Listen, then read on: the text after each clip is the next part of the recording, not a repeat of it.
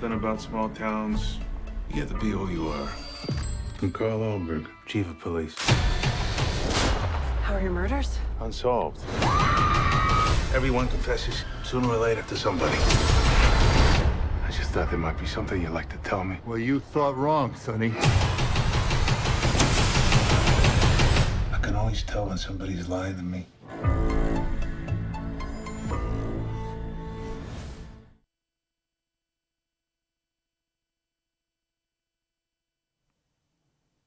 Hi, and welcome to the first ever MIPCOM live streaming show. Over the next 3 days, we're broadcasting live from the Palais here in Cannes.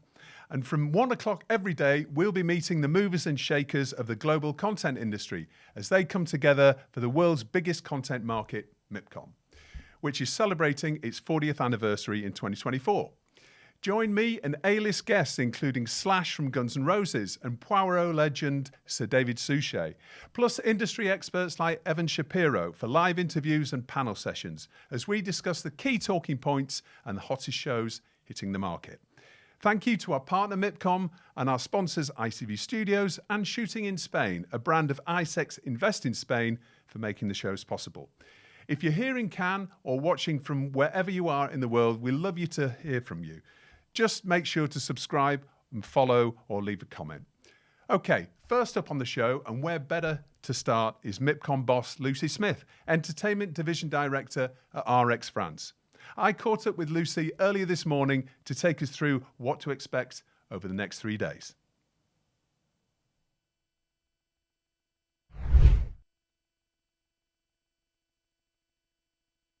Lucy, how are you doing? Great to be in Cannes again for another MIPCOM. Hello there, Justin. How are you? It's wonderful to be here and wonderful to see you. Well, thank you for being our very first guest today on the very first live streaming show, TellyCast at MIPCOM, and it's very exciting. So thanks for joining us. My pleasure. I'm very honoured to be your first guest. So, 40th edition of MIPCOM this year. Lots to talk about. Before we do, let's talk about MIP Junior a little bit because that's Sure. just wrapped. Mm-hmm. Tell us about how MIP Junior went, and because obviously there's lots of key themes happening, lots of change in the industry at the moment. It's very important to come together to discuss that as an industry, isn't it? So tell us about what came out of MIP Junior, you think? Okay. I think one thing that we were very conscious of, and we've been thinking a lot on how we program MIP Junior, is to think about the fact that whatever's happening in the TV industry is often going to be happening first in the kids industry, and they're more impacted, by the way in which kids are consuming content today. So we had a lot of talks addressing just that, the future, really looking at how all of them coming together, and there were a lot of meetings going on with people coming together to talk about, let's not get despondent about the industry being tough. Let's talk about how do we work together? How can we find new ways of working together, new partnerships? And I think some of there were a couple of really good keynotes that I think really addressed that in a good way. One, for example, Andy Yeatman, who, ex-Netflix, ex-Moonbug, and now he's part of the new Miraculous Corp adventure. Had a lot to talk about in terms of, where audiences are going to be. And there's always lots of learnings. Also, Josh Silverman from Mattel. I mean, the toy companies have totally reinvented themselves, and they're going to be at their 80th anniversary next year. And there were a lot of conversations around co-production and broadcasters showing examples, concrete examples, so more kind of like that workshop type feel. So I think there were lots of really good takeaways. So it did feel like a constructive, busy moment over at the Marriott. And we opened again on the Friday, which was a pre-opening, which the participants had asked us for. And it was quite interesting because we did a couple of opening sessions really looking at analysis and strategies. And one of the producers I bumped into at the opening party on Saturday said they had learned more on Friday afternoon than they had learned in the last 6 months. It was just so informative. So it was good. Okay, well, that obviously went down well. Yeah. So here we are, the first day of MIPCOM 2024. Yep. MIPCOM is best known for creating keynotes with some of the biggest names in the industry. So can you just run us through what we can expect this week from those keynote speakers? Yeah, of course. Well, I think today's a great example because we're kicking off this morning with Amazon, with James Farrell, who'll be speaking with Yoshimoto, all about LOL, which is one of the biggest Amazon Prime formats, unscripted formats that's going, worldwide, huge successes. We've got a C-suite conversation series, which we've not done, which is the first time we've done this with Variety, a partnership. Which I think it's going to be great to hear, leaders, real sort of, leaders of the industry talking about global strategies facing, the industry transformation. So there we've got Jane Turton, the CEO of All 3 Media, who's obviously now been acquired by Redbird, with Channing Dungey, the chair of Warner Studios, and our Variety Vanguard Award, the president and CEO of Sony Pictures Entertainment, and that is, I think it's his first time at the market, which we're really excited about, and that takes place this evening. And some of the other keynotes, we have Dan Cohen from Paramount, who really is one of the, I think, legends in the distribution business, who'll be giving a real masterclass about licensing. We have Media Pro, and a couple of others, because I have to say we've got so many keynotes, it's hard to keep them all in all top of mind. So yeah, I think people do expect to see, the best of the business sort of main stage here at MIPCOM. And for the 40th year, there's a bit of a change in the layout, isn't there? Because the bunker, the area that everybody knows, fondly as the bunker, that's changed now, isn't it? Because that's where the innovation hub is located. Absolutely. We've actually got a lot of exhibitors still, obviously, down in this the Palais -1, as we also call it. But yeah, we've innovated this year by building out a really big, beautifully designed zone, which is the MIP Innovation Lab. And that now is a session space with lots of, and this is where we will house the summit, so AI Summit, Connected TV, Fast and AVOD. We have the streaming talks with Evan Shapiro. We'll do a keynote to open that. And then around it, we've got demo spaces. There's a lot of sponsors involved. And, new companies coming to MIPCOM and getting to meet and find new business partners obviously is what we're about. And I have to say, it's been extremely successful. So I'm really looking forward to seeing how it's going to feel. Everything we do is going to be trying to push people together, help them meet each other. So a lot of roundtable formats. So we're very, very hopeful that that's going to be something we can expand further in the future. Yeah. Is that the first time that there's actually been talks actually on Palais -1 in the history of MIPCOM? Certainly, as long as I've been coming, I can't remember that. But we did it in a similar space back at MIP TV last year, and that's where how we knew that we could do it. And also, we have some sister shows who use the Palais. And they've done some great examples of that. So we always kind of look at what other shows have done and how we can use the space and how you can get around some of the challenges of all of the, the pillars that are down there. And I have never seen one done as well as this one is here. So we're very hopeful it'll work well.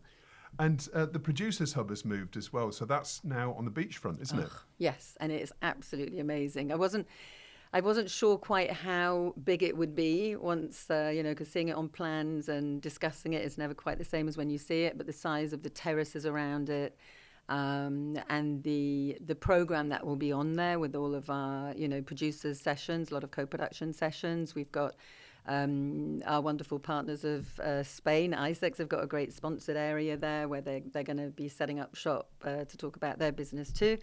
And yeah, having it on the beach is pretty incredible. So you mentioned shooting in Spain in ISEX and obviously Country of Honour this year. What else are Spain doing on the Croisette this year? Spain will be, we're delighted to have Spain as our country of honour. It's fantastic, such an amazingly dynamic territory. Spain will be represented through various parts of the programme. So in the Producers Hub, there will be sessions dedicated to both co-production and shooting in Spain, as you were mentioning. There's also a keynote tomorrow, which will be very exciting with some talent on stage. And one of the biggest highlights is tonight. So tonight is the world premiere screening of ENA, which is the Reina Victoria Eugenia, and that will be taking place in the big grand auditorium on our biggest screen, and that's up tonight. All right, okay. And of course, let me just remember one other thing is, of course, they are sponsors of our opening night party. So tonight, there will not only be the celebration of the MIPCOM Cannes 40th anniversary with fireworks across the Bay of Cannes for everyone to enjoy from 9:30 this evening.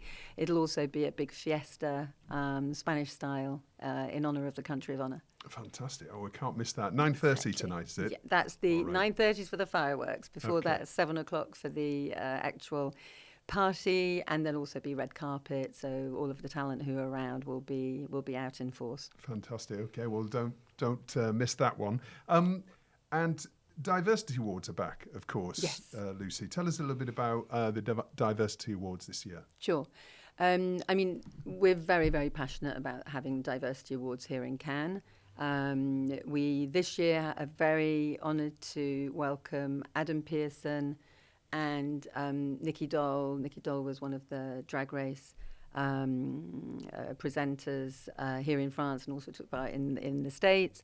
More than 30 countries have taken part, and there'll be 9 awards will be presented tomorrow on the Grand Auditorium stage. And I just think for anyone who has an hour of free time or care enough, I really do think you can get a lot of inspiration from seeing what is being done. There are so many incredible examples of what TV companies around the world are producing that reflect all of the different areas of, diversity and inclusion, both in front of and behind the camera. So I think it's just something for us that we're very passionate about and we want to continue for a long time. And finally, MIPCOM is known as the mother of all content markets. It's global in its very planning and inception and delivery of an event. Can you give us a sense of how many countries are represented this year? Absolutely. I think MIPCOM is truly the most global market, as you say. There are 111 countries right now, and that could well keep on growing as the week goes on. So we have some new pavilions. We have, I think, when I say 111 countries, I think it's just such an incredible reflection of, the power of the global industry. We've always talked about how, content can come from anywhere, never been more important. So we're expecting a big buzzy market. We've got, I think we like to say it's kind of everyone we believe should be here is here. It really does reflect the global industry. So yeah, we think we're going to have an incredibly busy time here. Fantastic. Lucy, thank you so much. I know you've got lots going on, lots of people pulling in different directions and lots of things to do on stage as well. Thanks for joining us. All the best for MIPCOM 2024. Thank you very much, Justin. And I wish you all the best of luck with this amazing podcast. It's good. Thank you. Good luck with TellyCast. Thank you.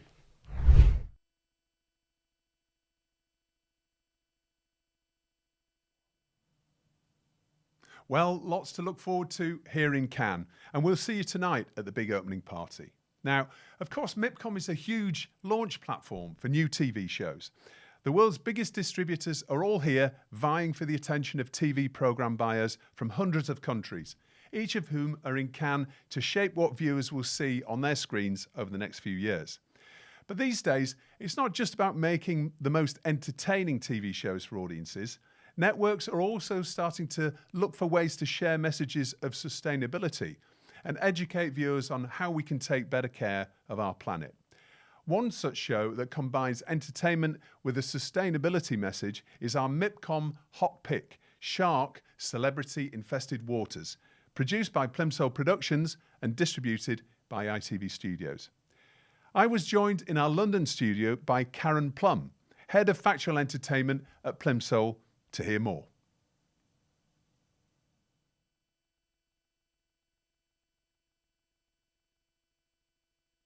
Hello and welcome to our MIPCOM Hot Pick feature with ITV Studios. And today we're exploring the world of factual entertainment with a special guest from Plimsoll Productions. Joining me is Karen Plum, Head of Factual Entertainment, here to talk about Shark, Celebrity Infested Waters, a brand new series making its debut at MIPCOM that blends compelling natural history and adrenaline-fueled entertainment. This ambitious format takes ocean-phobic celebrities to the Bahamas to face off with some of the Pacific's most terrifying predators, all while shedding a new light on the vital role sharks play in our ecosystems. Karen, thanks for joining us today. How are you doing? I'm very well, thank you. It's a pleasure to join you. Yeah, well, I mean, amazing show that we're going to be talking about now that you're in development and I know you're going to be in production very shortly. First of all, tell us about the concept of Shark Celebrity Infested Waters. What makes this show so special is it brings a brand new audience to wildlife programming. So many of these great shows that Plimsoll Production makes and is well known for have a ready-made audience, but we're preaching to the converted with that. What we wanted to do is bring entertainment to this genre and bring a whole new audience. The 9 o'clock ITV audience don't naturally turn to wildlife. So we sat in a room, we thought, how can we do this? And we created Shark Celeb Infested Waters, which is a big, bold, ambitious reality format where we take an ensemble cast of celebrities and we put them cage-free into the water with sharks. But this isn't just entertainment for entertainment's sake. It's got a conservation purpose at its heart, which is getting people to understand that sharks have so much more to fear from us than we do from them. But we're going to make it entertaining so that people watch from the beginning right to the end. So how did it come about then? How did this show concept, because it's a brilliant concept. It came about because, it's quite a difficult market at the moment. And we were just looking at what's our USP, what can Plimsoll do that nobody else can do? Everyone's looking for bigger, bolder, fewer. And we thought, what's our bigger, bolder, fewer? And we have an amazing, one of the world's leading wildlife departments. We also have an adventure department where we take people up mountains and we do some of the most dangerous television, in the market. And then I run factual entertainment. We thought, there's something unique. No other company has as much cross-genre as that. And we thought, well, what can we do? And we said, let's do what we call Wildlife Plus or Adventure Plus. So bringing entertainment that. And we got our development team and we locked ourselves in a room and we thought, what can we do? And we talked around the subject and then the most iconic animal of all came up, sharks. And then we developed a reality show around that. And it was very exciting to pitch because people immediately you've got something exciting, an iconic animal, a production company that can do entertainment and wildlife. And we sold it really quickly, which is quite unusual in this market. Yeah. And many factual entertainment shows coincide with an anniversary. Everybody loves an anniversary to hook a show on. And this year is the anniversary of one of the biggest shark movies ever, right? Yeah, that was a big eureka moment in our development. We were just sort of, looking on the internet, exploring sharks. It's like, oh my goodness, 2025 is 50 years of Jaws. And that not only is an amazing anniversary for us to work with, but it's really interesting narratively because what Jaws did for sharks was create, well, I think all of us have been terrified of sharks since the advent of Jaws, and it created an untrue narrative that sharks are man-eaters who hunt people down and eat them. And that's just not the case at all. Sharks are really short-sighted. They only ever bite by mistake, and they almost never eat people. So we're hoping not only do we coincide that, but to address that narrative and reset it. Yeah, it's really interesting, actually, because you always see on the news when there's been a shark attack, even in Australia, right? But I imagine the incidences of people being killed or harmed by other natural, animals in the wild is far more numerous than with sharks. Yeah, I think we're all fundamentally quite petrified of sharks. It's a primordial fear. What lurks beneath the surface is always going to be scary, isn't it? Yeah. I think I'm right in saying that you're more likely to be killed by lightning than a shark. Yeah. But, that's bad for sharks, but also quite good for our programming because we're all fascinated by these iconic animals. Yeah, and they're an apex predator, so they have a really important role to play in the ocean ecosystem, don't they? Yes, as I found out, I'm not a wildlife producer. We have wildlife producers working in tandem with us on this project, but up to 275 million sharks are killed by human hand a year. As an apex predator, they play a vital role in the maintenance of the marine ecosystem. And it's extremely vital that people understand that. There have been laws on stopping the terrible practice of shark fin, but bycatch, ecosystem degradation, and bycatch, overfishing, and shark fin soup have really, really dramatically reduced the numbers. Yeah. And how do you balance this entertainment aspect then with this natural history aspect of the show? It's always going to be entertainment first. As producers, we are in the entertainment business, and we have our celebrities who are going to put themselves through quite an extreme and very interesting process to learn to dive with some of the biggest sharks on the planet out of cages. So that will be what pull people in. Also, the beauty of sharks is undeniable. We're going to one of the most beautiful islands on the planet with some of the most crystal clear waters. We'll be diving with these incredible animals. There'll also be dolphins and reefs. So it will be visually beautiful. You've got really interesting celebrities taking themselves out of their comfort zone. And then the experts who are setting the challenge. So we've got 3 world-class experts. We've got a shark scientist, a shark conservationist, and somebody who spent their entire lives campaigning about sharks. And they will set the challenge for the celebrities. So they are shark experts, and they will bring the knowledge into the programme all the time, reminding the celebrities what they're doing and giving them information about sharks as we go along. So entertainment first, education second. And you mentioned the Bahamas. It's specifically shot in Bimini as well, which is a beautiful place. And I have to admit, I've been there myself. Yeah. And you've got one up on me at the moment then. Well, it was a few years ago. You remember when NatP and Real Screen used to be sort of a couple of weeks apart. I had a layover of a week, and I was in Miami, and I thought, well, a 50-mile ferry ride, and I'm in Bimini. So I went there for a week, and it's an incredible place. Extraordinary number of sharks around. I mean, it really is shark-infested waters there. Presumably, that's the reason why you chose it, right? I mean, it's just because of the number of different species that you find there. Yeah, my wildlife colleagues have said this is pretty much the only place we could do this show, because we want to have encounters with so many different species of shark. And the Bahamas is a shark sanctuary in its entirety. And the shallow waters in the winter mean all the sharks come in. Our head of adventure has gone and done a recce. And as you said, there are an extraordinary amount of sharks. It's amazing. If you let nature be how it should be, the quantity of sharks is extraordinary. And I think there's 12 different species of shark around Bimini alone, and even more in the Bahamas. So the combination of the shallow waters, the migratory route, makes this the shark capital of the world. And also, because of that, scientists have been studying sharks there for, I think, nearly 40 years. So the sharks are habituated to humans. So everyone knows where they are and how they will behave, which makes doing something this audacious and potentially dangerous actually not that dangerous at all. Sharks recognise humans. They don't attack humans in this environment. And most of the scientists know the bigger sharks by name.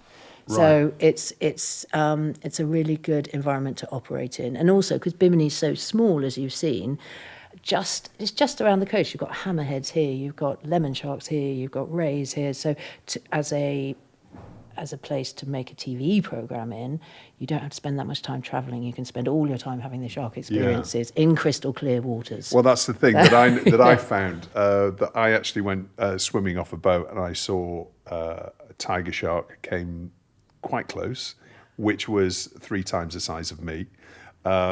I can see hammerheads on the seafloor, and obviously there's nurse sharks who breed in the mangrove swamps there and everything. So it's an amazing place.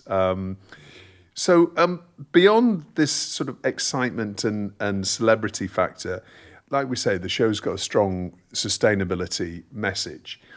Are you finding that broadcasters around the world there's a demand for sustainability related shows, entertainment shows? Yeah, I think ITV have been amazing partners on this because we pitched it to ITV with a really strong conservation message, expecting it to be a little bit watered down as we moved into production.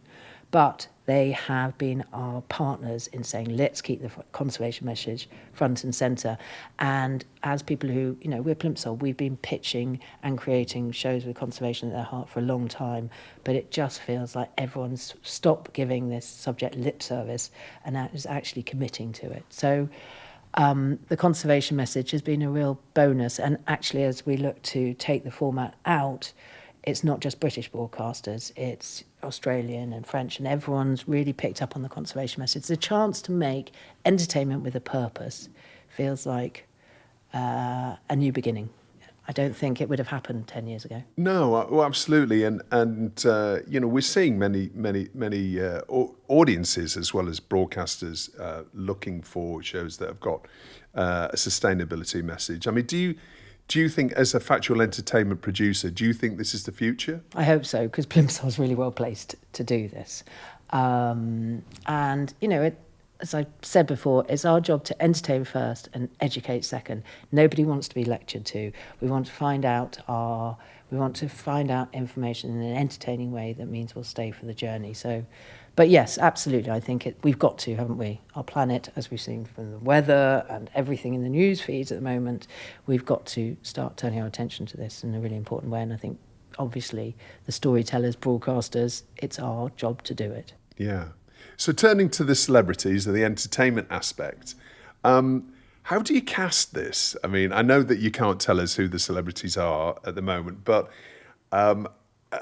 can you tell us how many celebrities there are going to be and how you actually cast them? We're looking at 6 or 7 celebrities. We're really lucky because we can cast a really high calibre of celebrity because people want to take part in something that has purpose, and obviously aligning yourself with a conservation message is very exciting for a lot of celebrities, but also it's a chance of a lifetime. These people are going to be diving with the most incredible sharks, with the best dive team in the world, with the best natural history team in the world. So for our celebrities, the reaction's been really exciting, and we say we're casting the Olympians of the celebrity world. Everybody we're talking to is extremely well known and really high profile.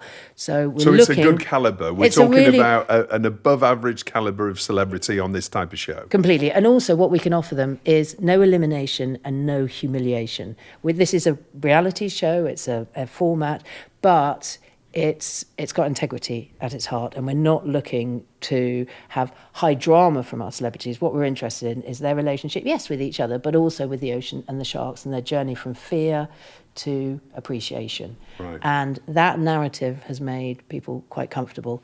As an ensemble cast, of course, we're looking for fear, but to be honest, everybody's scared of sharks. That's not been a problem. Talking to people about our safety record, which is obviously very strong, making adventure programmes, has been at the heart of our conversations with celebrities. But we're looking for humour, we're looking for fun, we're looking for high profile. We want to bring as many people as we can. But we're looking for integrity and warmth. It is on the documentary side of factual entertainment more than the sort of I'm a celebrity reality side of entertainment. And so that's the sort of people we're looking for. But yes, fear, humour, great banter, all the usual things. So when does production start then? We are in full production already. Right. I think we're 4 weeks into production. We've got our second tech recce going out in 2 weeks' time. We have a full team on board. One of this sort of...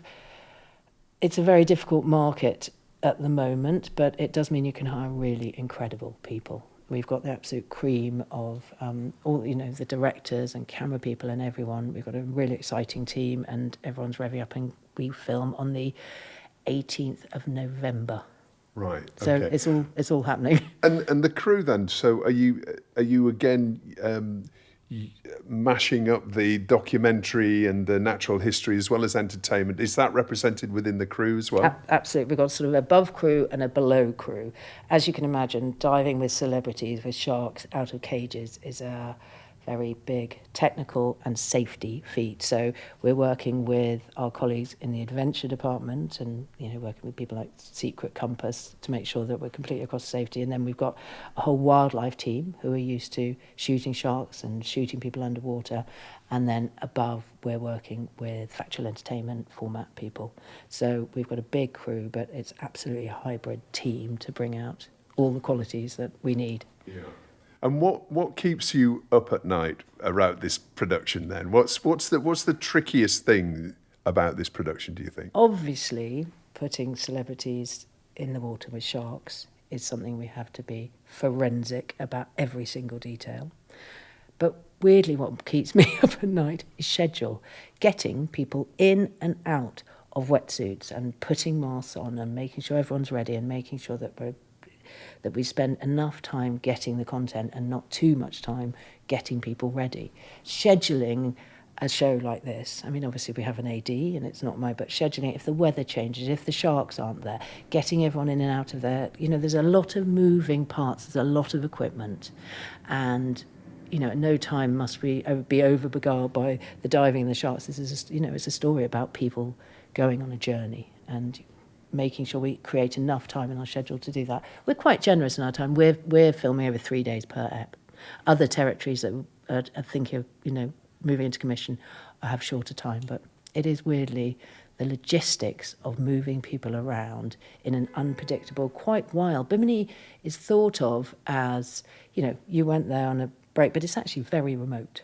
Yeah. You know, it's a really remote, it's not a hostile environment, but it's a remote environment that can be subject to weather, and obviously you're dealing with wild animals. You can't produce the sharks to turn up. We know where they'll be, we're working with experts who know where they'll be, but just making sure the whole operation runs smoothly is something that concerns me. Yeah. So this show's going out at MIPCOM, Karen, and lots of conversations are going to be happening between ITV Studios and buyers. So as a message to buyers, why should they buy this show? It's going to be a super adrenaline-fueled reality format. It's co-viewing. It's going to be appointment to view. It's got some of the most iconic animals in the world. People are fascinated by sharks if they're 97 or if they're 7.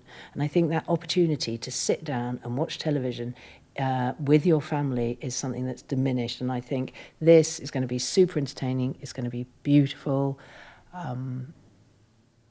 So, you know, all those reasons. I think the appointment to view is particularly interesting. I think when you see sharks, celeb-infested waters, you're going to say, we're going to watch that. All right, Karen Plum, Head of Factual Entertainment at Plimsoll Productions and producer of Shark Celebrity Infested Waters. Thanks so much for joining us. Thank you very much. Enjoyed it. Well, that's it for our MIPCOM Hot Pick show for today. Shark Celebrity Infested Waters from Plimsoll Productions, distributed by ITV Studios. That's it from Karen and me. Now back to the studio in Cannes.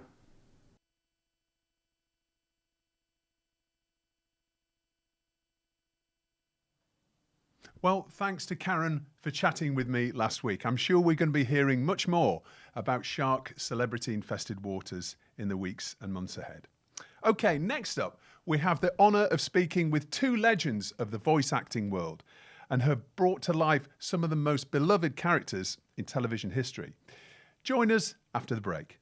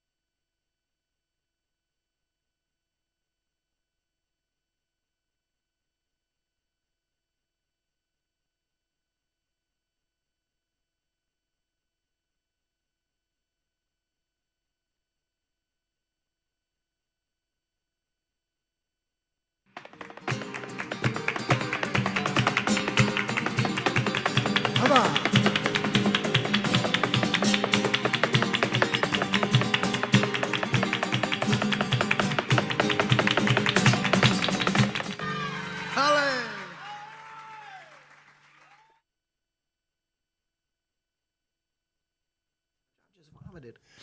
Welcome back to TellyCast Live from the Palais at MIPCOM in Cannes. So you know them as SpongeBob SquarePants and Patrick Star, but today we're talking to the talented actors behind these iconic voices as we welcome to TellyCast Tom Kenny and Bill Fagerbeck. We're going to dive into everything from the early days of SpongeBob SquarePants and its incredible cultural impact, and of course we'll hear some stories from behind the scenes. Tom, Bill, thank you for joining us. How are you doing? You're going to really get to know us. More than you want to, probably. Amazing to have you here, guys. How are you? You okay? Great, man. We're thrilled to be on, and wow, MIPCOM. Yeah. We do stupid voices, and they brought us here. So it's pretty great. Is it your first time? First time in Cannes? First time at MIPCOM? Oh, yeah. Well, no. I was in you were- MIPCOM pre-SpongeBob, probably 30 years ago. Wow. For a motion capture, an early motion capture animation project whose name escapes me at the moment. Okay. But yes, one of the many dead, obscure things on my IMDb. Well, we don't need to talk about those. That's absolutely fine. They're there. Don't even click on it. Nothing will come okay. up. 25 years of SpongeBob SquarePants, which is an amazing achievement. Take us back to right at the beginning when you guys first got involved. What were your initial reactions to the characters, and did you ever think they'd become so iconic? No one in our goofy business. I mean, if you would ever even dare hope for something like that, you're a bigger idiot than I play. You feel lucky when you stumble into something that you realize is well conceived and well executed, and you enjoy it for as long as it lasts because you got rent to pay. I didn't understand the material. I just thought I dismissed it.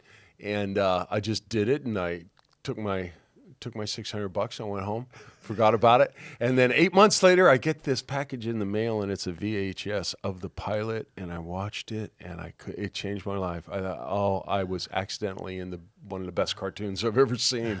Best $600 you ever had. Yeah, for sure. Good seed money. Many $600 later. So wow, yeah, it is kind of mind-blowing to realize it's been 25 years. Even though we had a 5, a 10, a 15, a 20, right. a 25, and they've all been celebrated, you kind of don't really notice time passing when the character that you're playing doesn't really age. The characters are the same. There's not like a character arc. Right. It's not like EastEnders. But maybe that would be good. I'm pitching that for the British audience. Okay. Deep Enders. It's kind of like, like the undersea version. Get out of my pub. Get out of my pub. Yeah.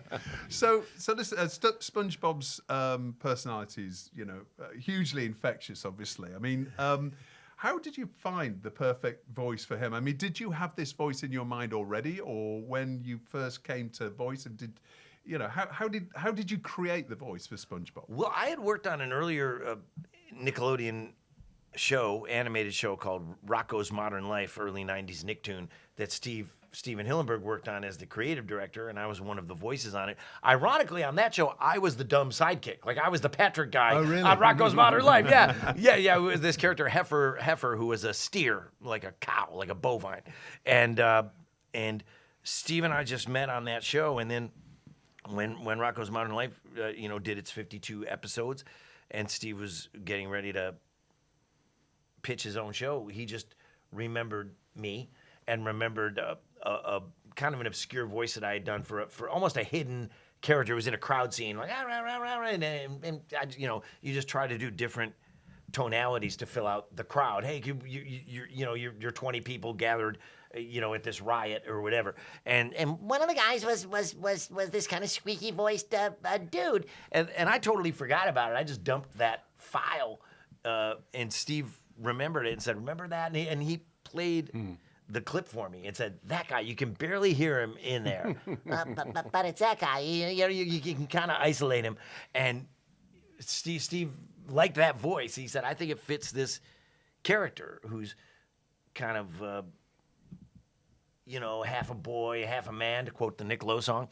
Half a child, half a grown up, part Pee Wee Herman, part Jerry Lewis, part and Steve just laid it all out very clearly. So we always knew where to go with with the show. I mean, when I first saw it, it was kind of, he hadn't even pitched it to Nickelodeon yet. It was kind of this presentation that was in his drawer at home, in his desk at home, and I just fell in love with it from the get-go.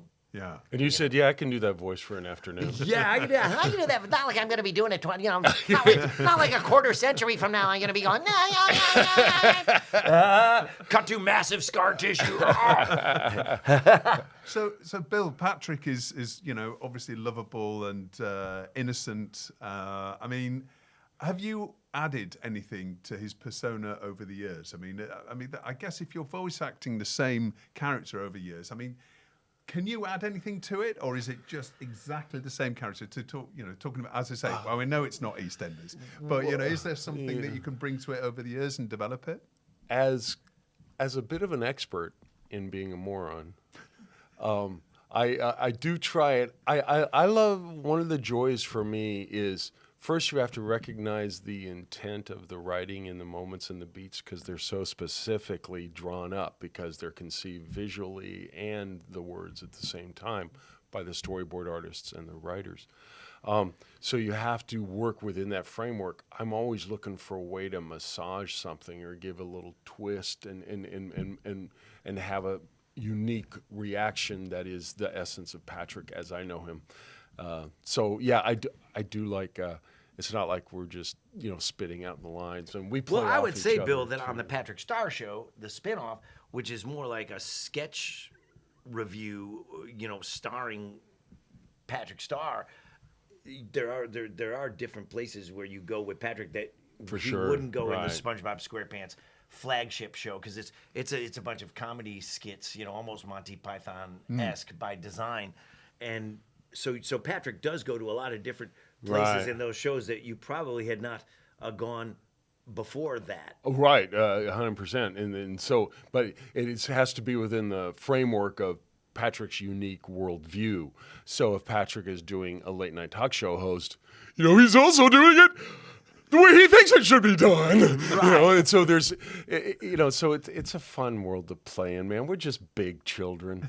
We're having so much fun. And this guy, Bill's a really big child. Yes, right. But You yeah, don't really, wanna it all dress starts me. from the characters and their DNA. It all springs from that. So as long as that's your nexus where you're starting from, then everything else will follow. The writers know the characters very well. We know the characters well, and yeah, it's kind of like a nice, comfortable slipper that you can put on. And run every around once in a and have lot while, of fun. because we have a standing after 25 years saying, but we can say, the phrasing here doesn't feel authentic to the character, and it's not like they're, hey, shut up and say the lines. We get I guess to, you kind of outlasted many people that have worked on the show over that time, so you know them better than anybody else, right? Well, yeah, although it's many of the old guard are still on SpongeBob. We were Yeah, talking about this earlier, that a lot of people that work on SpongeBob have spent most of their adult showbiz working life in SpongeBob, like people that started on the show 25 years ago in their 20s. And here we are, 2.5 decades later. Yeah, so there is a mutual respect there, and then the rest of them are they loved SpongeBob when they were children, and it inspired them to go into animation, and their first job is working on SpongeBob. Yeah. So there's this great vitality and excitement that is. You just don't find, if it was a live action show, there wouldn't be this much excitement. Yeah. There'd be like, all right, well, what's he doing? It's this week, fun to talk to these, work with people who, they got in trouble in 4th grade for doodling SpongeBob in their textbook, and now they're working on the show SpongeBob, which was their favorite show when they were in their formative That's stages. extraordinary. So yeah, it's a beautiful thing. It's a nice mix of like curmudgeonly, crusty old timers. Actually, and new blood. Vincent Waller, who's one of the people that's been around forever, as Tom referred to. He said the other day, didn't he, that a lot of times he'll get corrected by the younger writers. It's like, no, that was actually some other thing in an episode, they know blah, the blah. SpongeBob canon, Right, the lore. What Vinny has forgotten is still, So talking about the actual career of voice acting, and when you're playing these characters, I mean, is it a solo? I mean, are you doing this from home these days with the new technology? You can actually do it from home via various different remote recording, or do you come together in the studio and riff off each other? How does it work when in the I'm production kind of of the a show? Kind of all of the dinosaur. above, I mean, as the pandemic taught us that we could do it in a modular way. But before that, you would always do it together, would Generally, you? Or in the studio? but also sometimes people would be off shooting something else, or Clancy Brown does a lot of on-camera work, so you'd have to work He's a in busy man. Mr. Krabs later. So He'd yeah, have to go to a it's always studio been a in mix. It's always been a mix-up Vancouver. ensemble, and I lasted just get the job about done. 8 months in my bedroom, screaming in my bedroom. I said, "Please let me." And I started begging Nickelodeon, "Please let me return to the studio. I don't care if I'm the only one, please." And the engineers were excited about that because they were having to run sessions from their apartments based on the Wi-Fi quality. So it was. Me and a couple of the engineers coming back into Nickelodeon when there was just us, one or two security people and a couple of cleaning ladies always in the kitchen area, just like talking and looking at their phones because there was nothing to clean. And so I've been back into the studio ever since, and some of the other actors have come back in too. Yeah. But I had to get out of my home. I didn't want to do it in my home. I love going to work and being in an environment that is unique to the unique job. Yeah. I go into the studio sometimes, but I'm also a huge fan of the 20-foot commute. Yes. That's a nice. Tom is the session director now, Right, and has okay. been for what, like 7-8 years, something like that that. long, yeah. I'm also the voice director of all things SpongeBob. So Right, okay. So that's another reason why I tend to do it from home, is that there's so much happening all the time in that world. Even if I'm not voicing, I'm directing somebody who is voicing. Okay. So, but yeah, I like them both. I like being in the studio, but I know there is something about setting your alarm for 5 minutes before you have to be to work. That's it. Yeah. Yeah.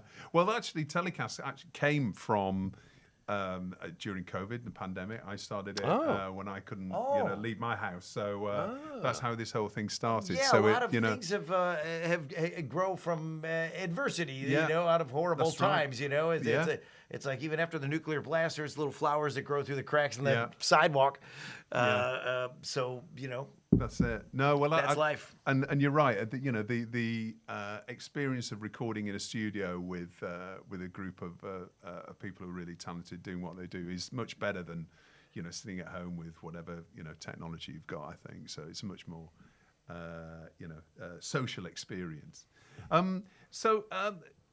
There must, after 25 years, however many sessions over those 25 years, there must be an extraordinary number of bloopers or behind the scenes, Careful. memorable moments that you've had. Take us inside, what your highlights of the last 25 years have been. Well, I've worked on cartoons, I'm sure you have too, Tom, where people would, ad-lib freely, and it could be funny, but it was like a wasted take because it wouldn't be germane to what you're doing. So the challenge. If you're ad-libbing things that could never be used in the it's like, cartoon. okay, good it's one, funny, but after come a on. while, you're just wasting everyone's time. Yeah.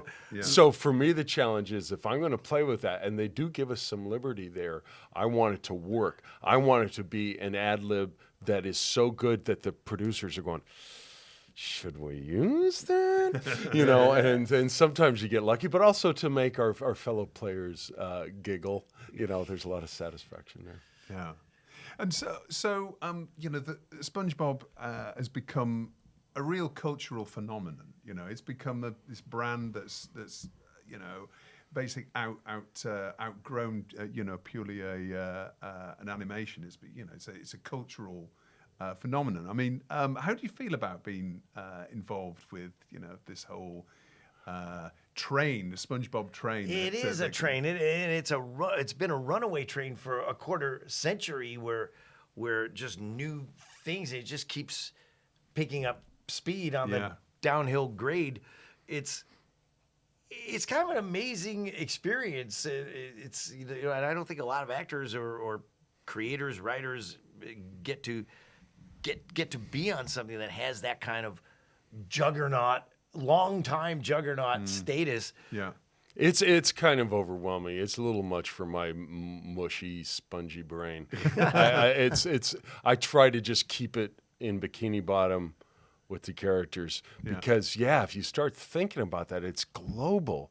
It's all these different places and all these different actors that are doing, the Japanese, the Korean, the Swedish, the Croatian, the whatever. Yeah. There's this whole universe of actors that are repeating what we've done in different languages. Have you ever been in the same room as a lot of these people around We the met world? the Croatian Patrick today. Yeah, just today, right. Yeah. We've had a few, but not enough. Here at MIP. Right. You might meet you said the Spanish one. Yeah, right? well, yeah. The Spanish language guy, Luis. We've been trying to make a meeting happen at some Comic-Con in Mexico City or something, Right. But yeah, it's a beautiful thing to be.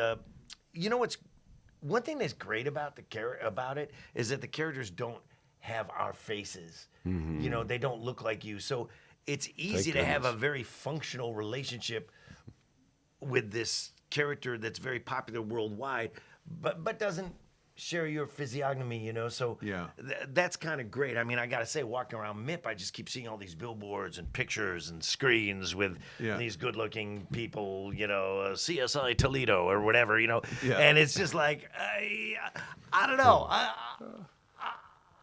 I think I'm having a better time than them. I gotta be honest. I would, right. Wow, I'm so glad I'm not on those. Coming from the world of camera myself, getting to leave cosmetic hysteria behind is fantastic. Yeah. And in the voiceover world, Bill and I are considered hunks. Believe it or not, that's how low the bar is. do you think there could be another show that's as successful and impactful as SpongeBob if it was created today? Do you think? People sure keep trying. Obviously we've just had MIP Junior and lots of people pitching ideas to everybody, and Given obviously the everybody wants the next SpongeBob. Right, exactly, and I've been hearing that since season 2. Yeah. And it's just, but given the shifting sands of technology and how content is distributed and consumed, who knows? I mean, it's possible. I also think possible. that anything can be the next big thing. For sure. Anything can be the next big thing. Often, unexpectedly, SpongeBob just kind of happened. It wasn't Preferably engineered. It wasn't, it wasn't created in a laboratory. It kind of just happened. It was just something that one guy, Steven Hillenburg, drew on a piece of paper. Yeah. And then the rest all sprang from that, and people responded to it, and it actually was going to be canceled after season 4, and then came back once people, once the bean counter started seeing how well it was doing and how much licensing and product it was doing. Yeah. But by the way, we're very happy that decision was made. And I have to say too, fathers of children, it helps when you have the greatest voiceover actor ever in animation. Tom Kenny. That helps. He is the Mel Blanc of our time. And that you helps. heard that, right? I did. Okay, I want to make sure I'm not dreaming that. Thank you, Bill. Well, we love it. We love what we do, and it's like I said, it seems like this charmed situation, like a lottery ticket that fell on the sidewalk in front of us. We were just, ooh, what's this thing? And 25 years later, you're still having fun, having a good time, still feeling creative, still feeling enjoy it. Yeah, still and I get still excited going, wow, when I get done. Yeah, when I'm going into work. to do new things with SpongeBob. Oh, a Broadway musical. Oh, the Super Bowl. Oh, a new series. Oh, another movie. Yeah. It never feels de rigueur. I just use bad French because I'm in Cannes. Okay, but yeah, it's a really. It's hard to express just how lucky we feel, and it's all good. Like I always say, I've tried to find a downside to SpongeBob, just as a mental exercise, and I can't find any downside. It's like, well, it's all good, Well, I guess maybe I'm just shallow. Where I was coming from with that question is, obviously we've got the world of YouTube, we've got the world of social media, we've got the world of handheld devices now, which really didn't exist back then. Not at all. So I guess that the way that characters are discovered by kids is completely different now. So You're right about that. I'm wondering, if you think that will have an effect on the new kind of shows that have been. It has to. It's beyond my ken to really actually consider what it would look like. You mean it'll have an effect on shows yet to be created, or on our show? Yeah. I mean, yet to be created. on your show, obviously it was on Nickelodeon, and that was it was a destination that people went for when to watch SpongeBob.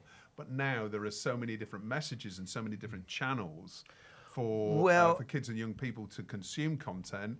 So many social media channels. It's all about this attention economy now. We're right. Yeah. And I just wonder, whether these sort of characters could, ever have as lasting impact as they had when it comes from back in the day when there was, more linear channels that people used to go to MTV for music or Nickelodeon for, for obviously, we SpongeBob. live in a much more splintered, fragmented world now. But one thing that I always try to keep top of mind is that SpongeBob. Yes, SpongeBob's been around for 25 years. Yes, SpongeBob is very popular. Yes, SpongeBob is globally known to a certain number of people. But there's always somebody discovering SpongeBob for the first time right now. Yeah. There's always somebody. Today will be the day that some kid falls in love with SpongeBob, and they're like, "Oh, what's this?" Now, they're probably not discovering it the way that somebody did in 1999. I don't know how they're discovering it, but if they like no matter how they find out about it, the characters will appeal to them in the same way, or so one hopes. And really, it really is all about the characters, and the delivery system is something that nobody really has any control over, right? Yeah. Like storytellers and creators just have to keep creating characters and telling stories, and how that goes into the brains of young impressionable viewers who will soon become older influential people in the adult world, in the entertainment world, is anybody's guess. It's so I think to try to prognosticate that is a fool's game. Hurts my brain. So one final question, or maybe two, but I can't interview such iconic voices without asking you about AI and the development of AI in the States, which is obviously development everywhere. I mean, it's speeding up everywhere. It's coming into voicing. It's coming into all sorts of different elements of entertainment. What do you feel about it? I mean, of course, it's threatening to voice actors, massively, and to writers, and to on-camera actors. There are kind so of everybody many. who has a body and physically does things. Yeah. There are so many ifs involved, and many of those ifs are dispiriting at best. The pleasures, the challenges and pleasures of being able to work in the field of entertainment it's such a rich way, and it spans not just performers, but everyone that works in the world and does everything that we can't do because we're just like goofballs. How much I don't know. I mean, how much of that do we Again, just nobody give knows. over to? Well, I mean, what I'm finding very, very is becoming more and more frequently used when, for example, an actor, is either ill or sick, or they can't. How you feeling these days? For Are you- whatever, I feel good. for whatever reason, they may not be able to make a recording, and there's maybe one line that they didn't use, Right. and it's like, okay, we can just clone your voice easily, Beep, and beep, pop beep. that in, Yep. And Yeah. I'm not suggesting that would happen during SpongeBob, but I mean, it's happening. You know, it's in happening, productions all over and the world. you know, it's hard to put the genie back in the bottle or the toothpaste back in the tube. Yeah. And it's hard to put the genie back into the toothpaste tube. That too is difficult. But I think I'm kind of two minds about it, right? Like one side of me has hope that what human beings and like that organic factor, that special something spur of the moment thing that voice actors and actors bring to performance can't be replaced by an algorithm. Yeah. Then I look at history and I say, for the most part, just being very logical, anytime a person's job becomes, anytime a job is able to be done with technology instead of a human being, it's not great for the humans. Yeah. You know, If it's quicker and cheaper, the world of business tends to find the quicker and cheaper way. Right? Yeah, there's a lot of milkmen and indeed. bowling alley pin setters who probably thought they'd have a job forever. Yeah. So Yeah. who knows?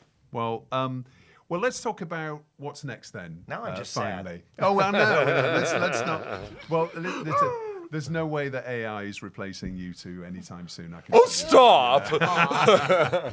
So very last question then. What's next for SpongeBob? What are we seeing new that's coming down the track? Well, there's got a feature next year, right? Yeah, there's a lot of stuff coming down the track. More episodes of the show, more streaming movies for cable and television streaming, and a theatrical feature for Christmas 2025. Right. So They tend to I had tell do us the at the math on last that one. second. Yeah, but yeah, you're there's right. a lot. There's always things happening in SpongeBob world. There's always stuff percolating, and there's never any lack of stuff for us to do. That's for sure. You know, Right. that's nice Great. because I'm hyperactive and I get bored easily. Well, listen, I'm gonna set you loose on the corridors of MIPCOM. Oh boy! And listen, thank you so much, guys, for coming in. It's been an Thank you. absolute delight to speak to you. Well, And, thank Nice to you. see you. all Thank the you. best, and thank you very much. We're going to take a short break now from some of our sponsors, some messages. Sponsors? On an all new Wednesday on this.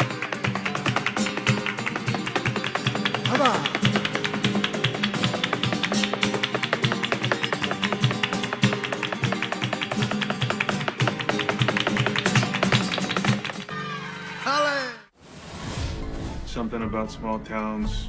You get to be who you are. I'm Carl Ellenberg, chief of police. How are your murders? Unsolved. Everyone confesses sooner or later to somebody. I just thought there might be something you'd like to tell me. Well, you thought wrong, Sonny. I can always tell when somebody's lying to me.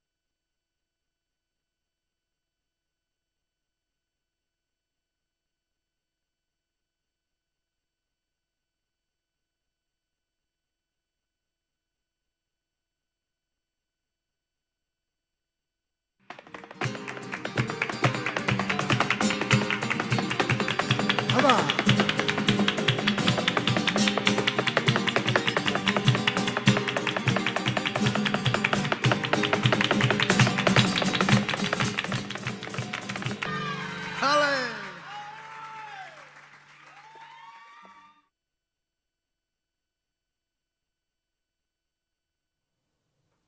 Welcome back. Now, MIPCOM is the place where all the big entertainment groups want to make the news and announce new deals and shows. And I'm delighted to be joined by Andy Fry from MIPCOM News to give us the latest scoop on all the latest developments coming out of this year's event in News from the Floor. Welcome to the show, Andy. How you doing? Hi, Justin. Very good, thank you. How are you? I'm great, and this is our first live stream, so it's very exciting, and we've had a great lineup of guests so far. We've had SpongeBob SquarePants, and Excellent. Well, I hope I can follow that. yeah, So, well, that's it. Yeah, you've got big boots to fill. Exactly. As I said in the intro, lots of news is announced at MIPCOM, and lots of journalists scouring the Palais for the latest stories. Can you give us a sense of what news stories that have come out in the market so far? Yeah, I mean, I think it's still relatively early days. We're halfway through day one, so it's like half time, in a football match, just waiting to know the final score.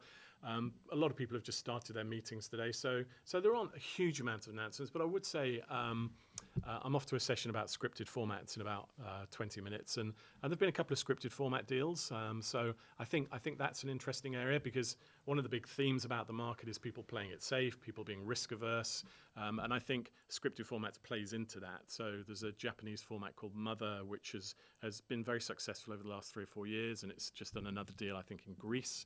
And perhaps a bigger story is All 3 Media's Liar, which was originally a UK show, and that's now got 15 deals. It's just done a deal with Botswana, which again shows the durability of that format, but also the fact that it can play out in Botswana shows that it's also quite scalable as a format. So I think scripted formats is an interesting area. Yeah, and so when you say about less risk-averse strategies, More risk-averse. Sorry, Yeah. yeah, more risk-averse. Essentially, that is benefiting probably the bigger distribution groups who have got proven formats that have sold internationally already. Yeah, I mean, it manifests itself in a number of ways. I mean, obviously, big groups tend to do well in tough times. I mean, for example, people buy their catalogue. So there's been a big shift towards catalogue sales as opposed to commissions over the last year.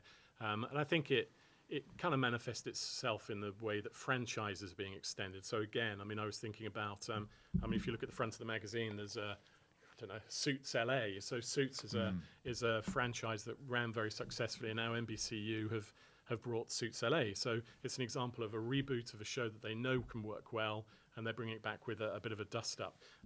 You've got Warner Brothers Discovery who are here, and they've got The Penguin, which is obviously an extension of the whole Batman franchise.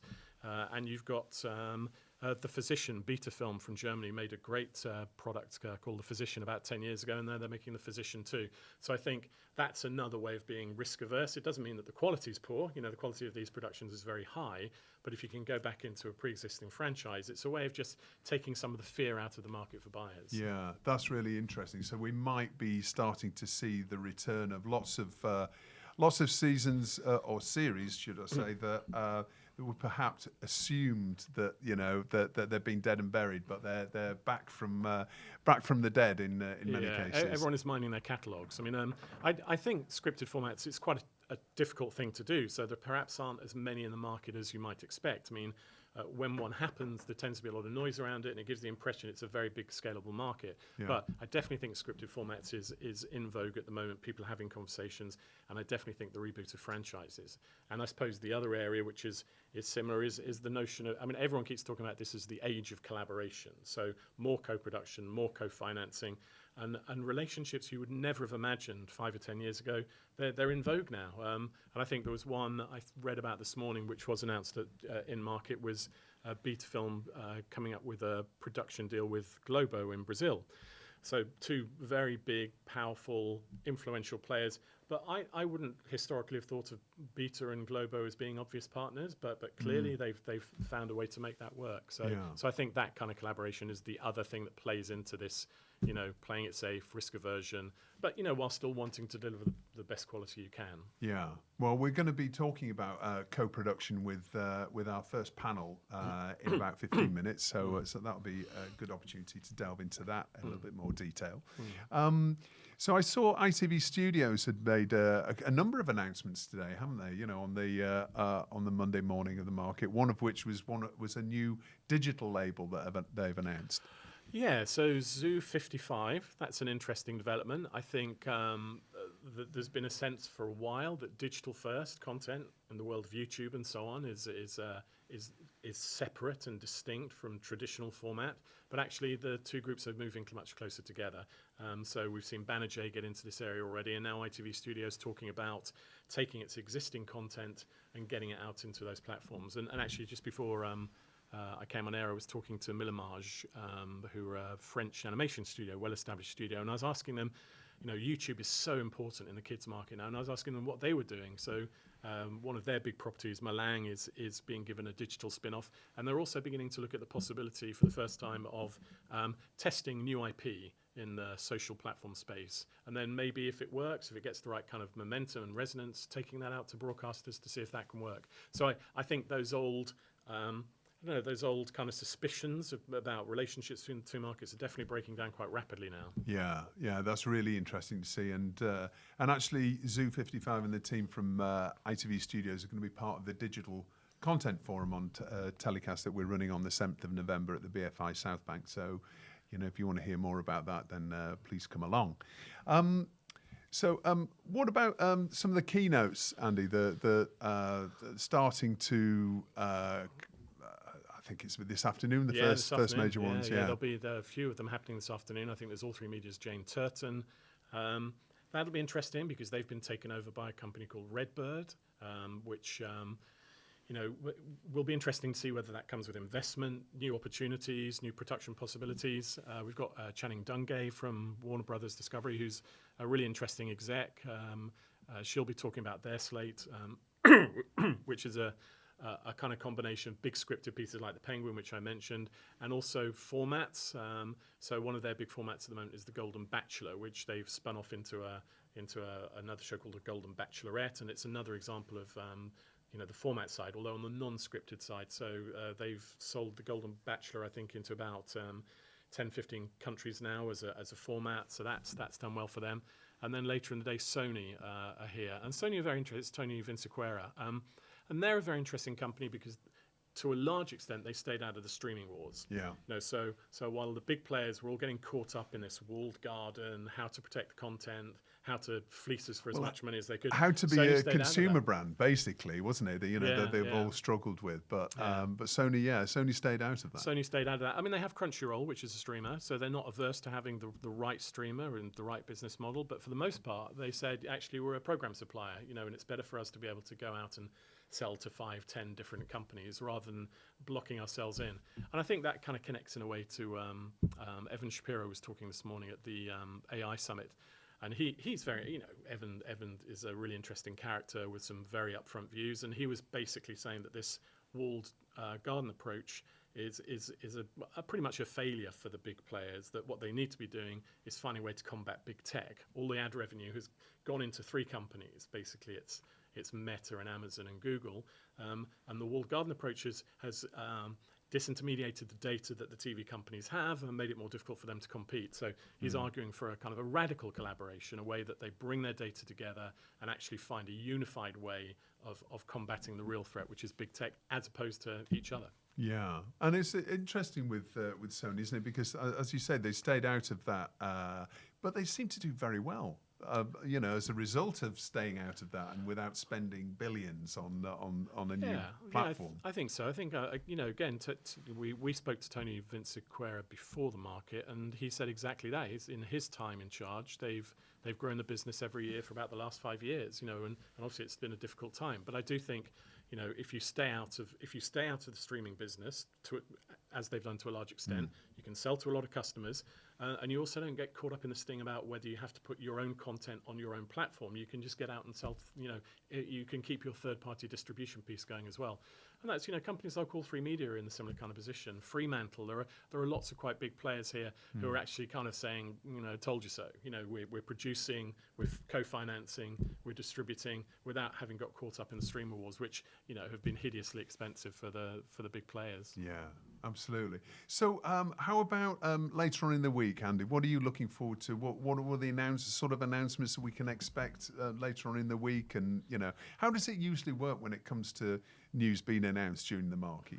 Because in many cases, you see an enormous amount of press releases happening at the same time, and obviously journalists have got to trawl through them, find out which ones are actually interesting to the marketplace. Yeah, I mean, I think the reality is that a lot of people come to market with pre-prepared information. They want to hit very big on the Sunday and Monday, so they issue news about deals. So they come and they say we've sold this to 20 countries or 30 countries. So there's been some of that.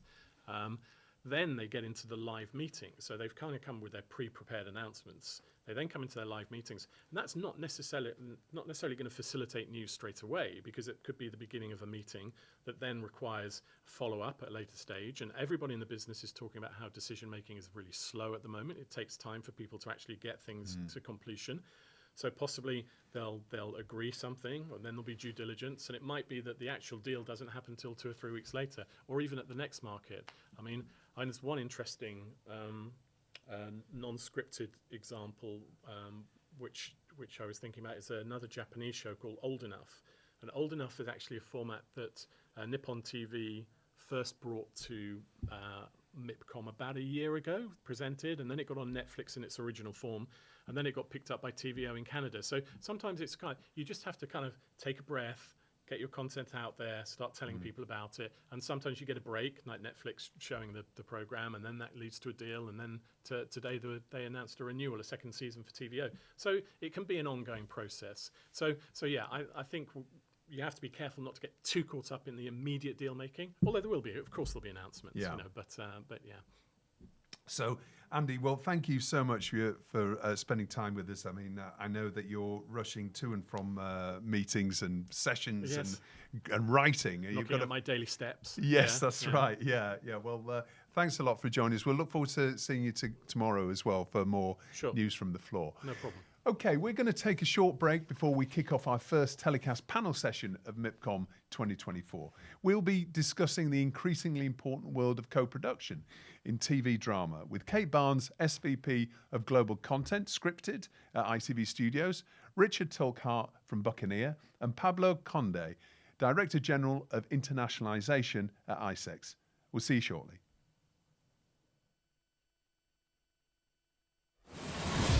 Something about small towns. You get to be who you are. I'm Carl Ellenberg, Chief of Police. How are your murders? Unsolved. Everyone confesses sooner or later to somebody. I just thought there might be something you'd like to tell me. Well, you thought wrong, Sonny. I can always tell when somebody's lying to me.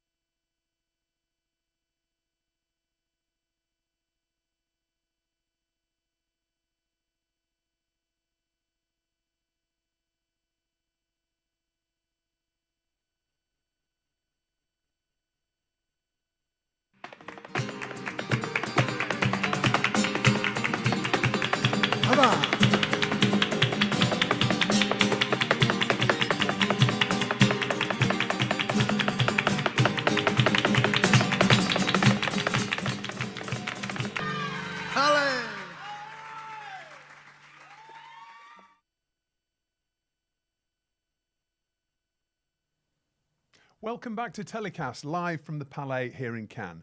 Next up, we have our first panel session. And we have a great panel with Kate Barnes, SVP of Global Content Scripted here at ITV Studios, Richard Tulkhart from Buccaneer Media, and Pablo Conde, Director General of Internationalization at ISEX Spain and Investment. Thank you very much, all you guys, for joining us. It's great to have you with us. So first of all, co-production obviously has become increasingly popular model in TV drama recently. What do you think is driving this trend? First of all, Kate, how do you see it evolving over the next few years when it comes to co-production?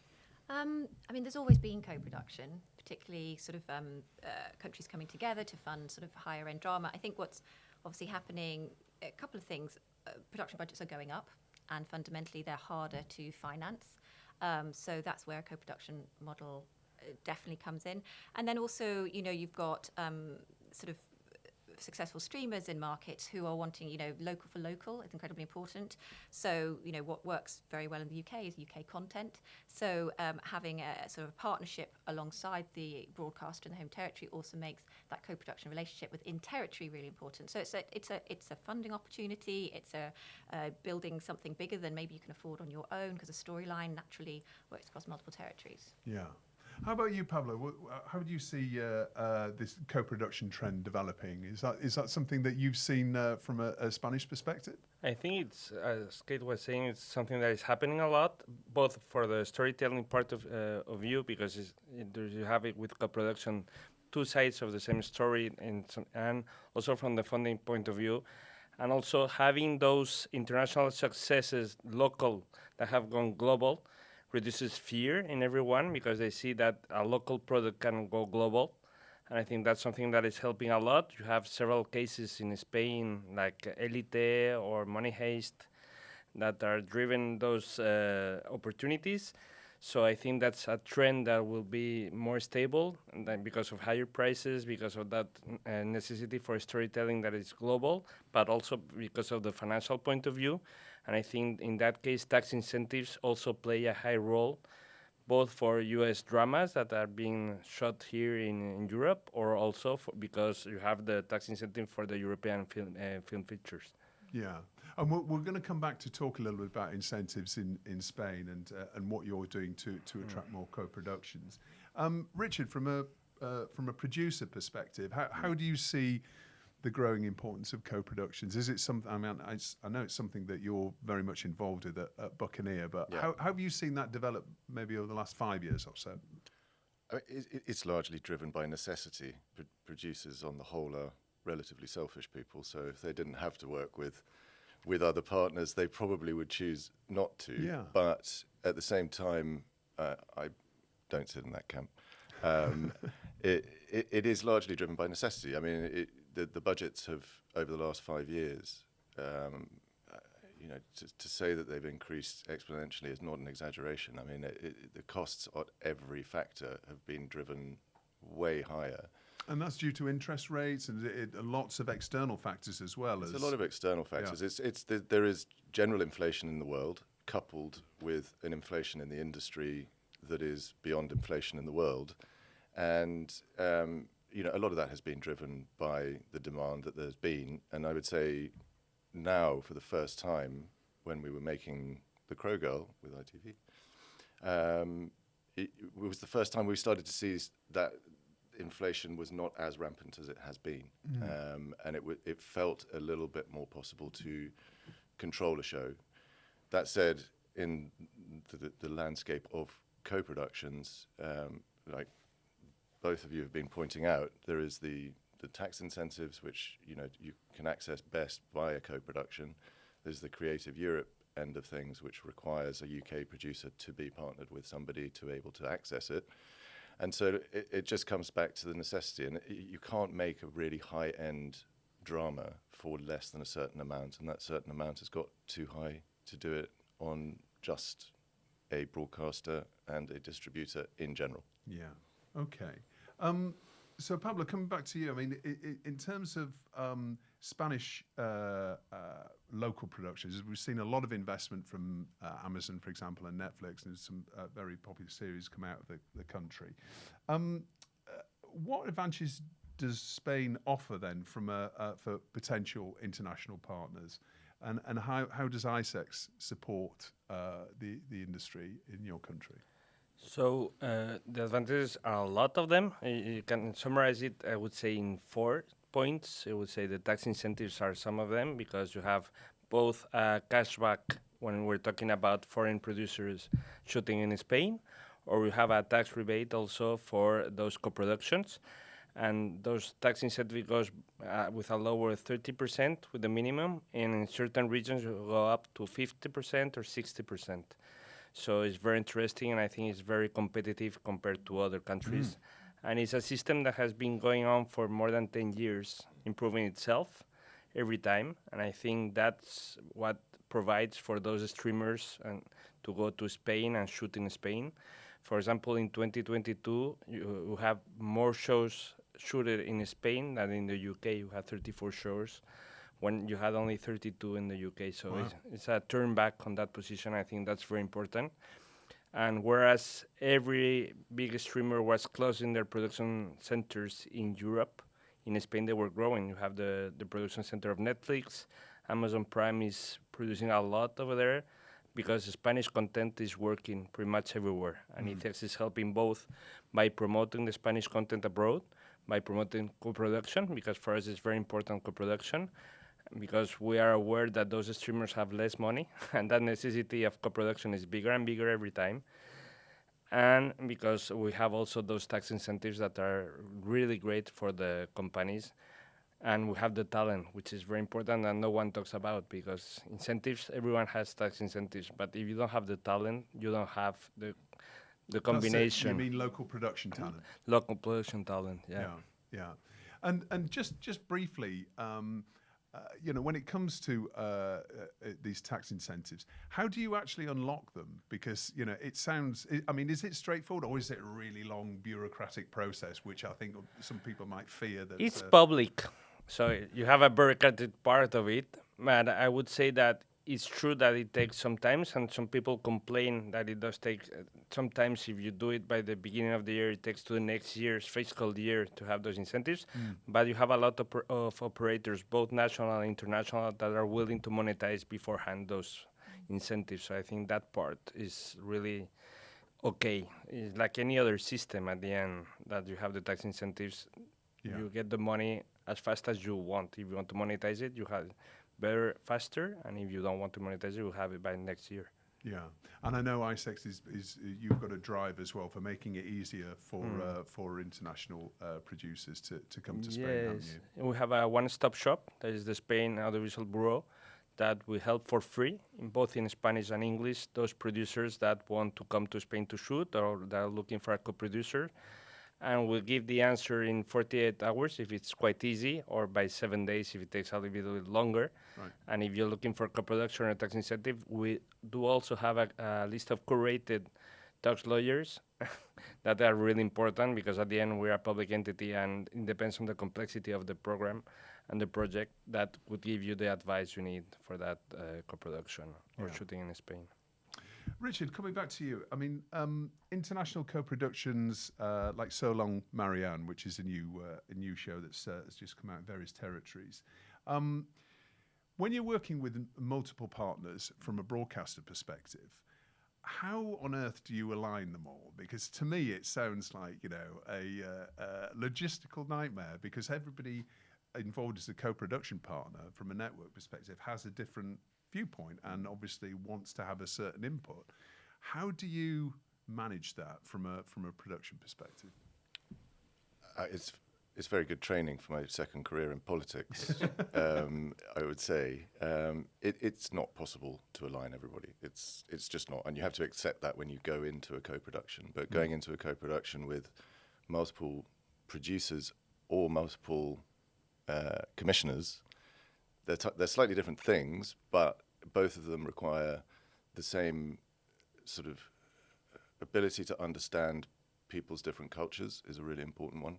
How we do things in the UK is not necessarily how Spain does things. And so when you're going into those partnerships, you do need to know these people. You can't just go because they're a company and they offer the ability to go there. You've got to get to know people before you go into a co-production. Because if you don't, I promise you, you will find trouble. And you've got to be able to have an argument and sit down on the same day and have a beer. You've got to be able to understand that one person putting in more money doesn't mean that they have the only voice in the room. If there's money from all different parts, which for so long Marianne, which launched on ITVX last week, we had Norwegian, Canadian, German, Belgian, UK money all at the same time, all with a different perspective on a story that people think they knew, and you have to listen to them to a degree. But as the lead producer, you've also got to have a strong voice that says, this is the show we're making, and you bought into that.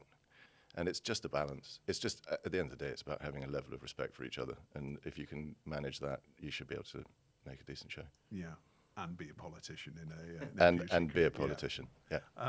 So, Kate, ITV Studios obviously are leading in global drama production. How do you approach finding the right co-production partners? I mean, what are you looking for when you're considering a collaboration? Well, I think it's exactly what Rich said. I mean, it's ultimately it's a people business, and so you've got to get on with the people.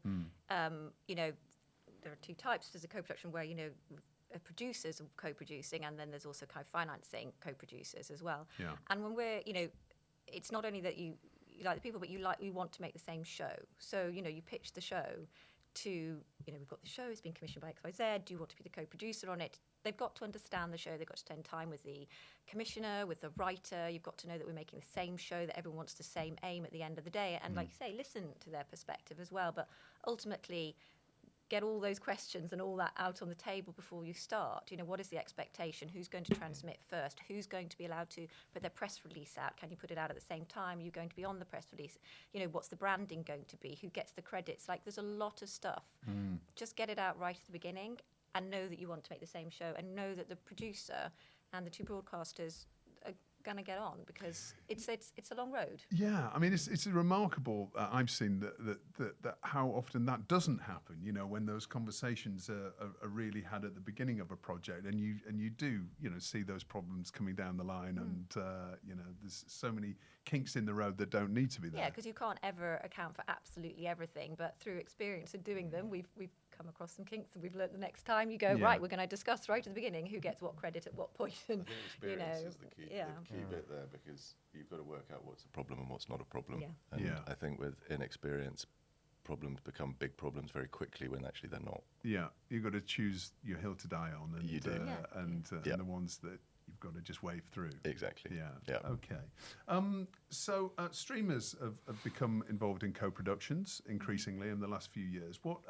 What new opportunities and challenges has that led to for ITV Studios?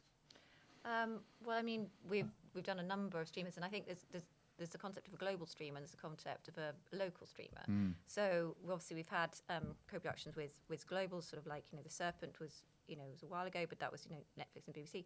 But then we've also, you know, we have had After the Flood, which has been an ITV and a BritBox. So that's, you know, and they're different entities, because one's, you know, multiple territories, one's a single territory, and you're answering, you know, some wants to go day and date. That is more of a challenge, day and date with multiple languages, all got to be ready at the same time. And then some, you know, it's maybe not day and date, so that gives you different challenges. So I think, you know, streamers are hugely important to all of us in every aspect of our business, and they have been part of co-productions in different ways, and continue to be.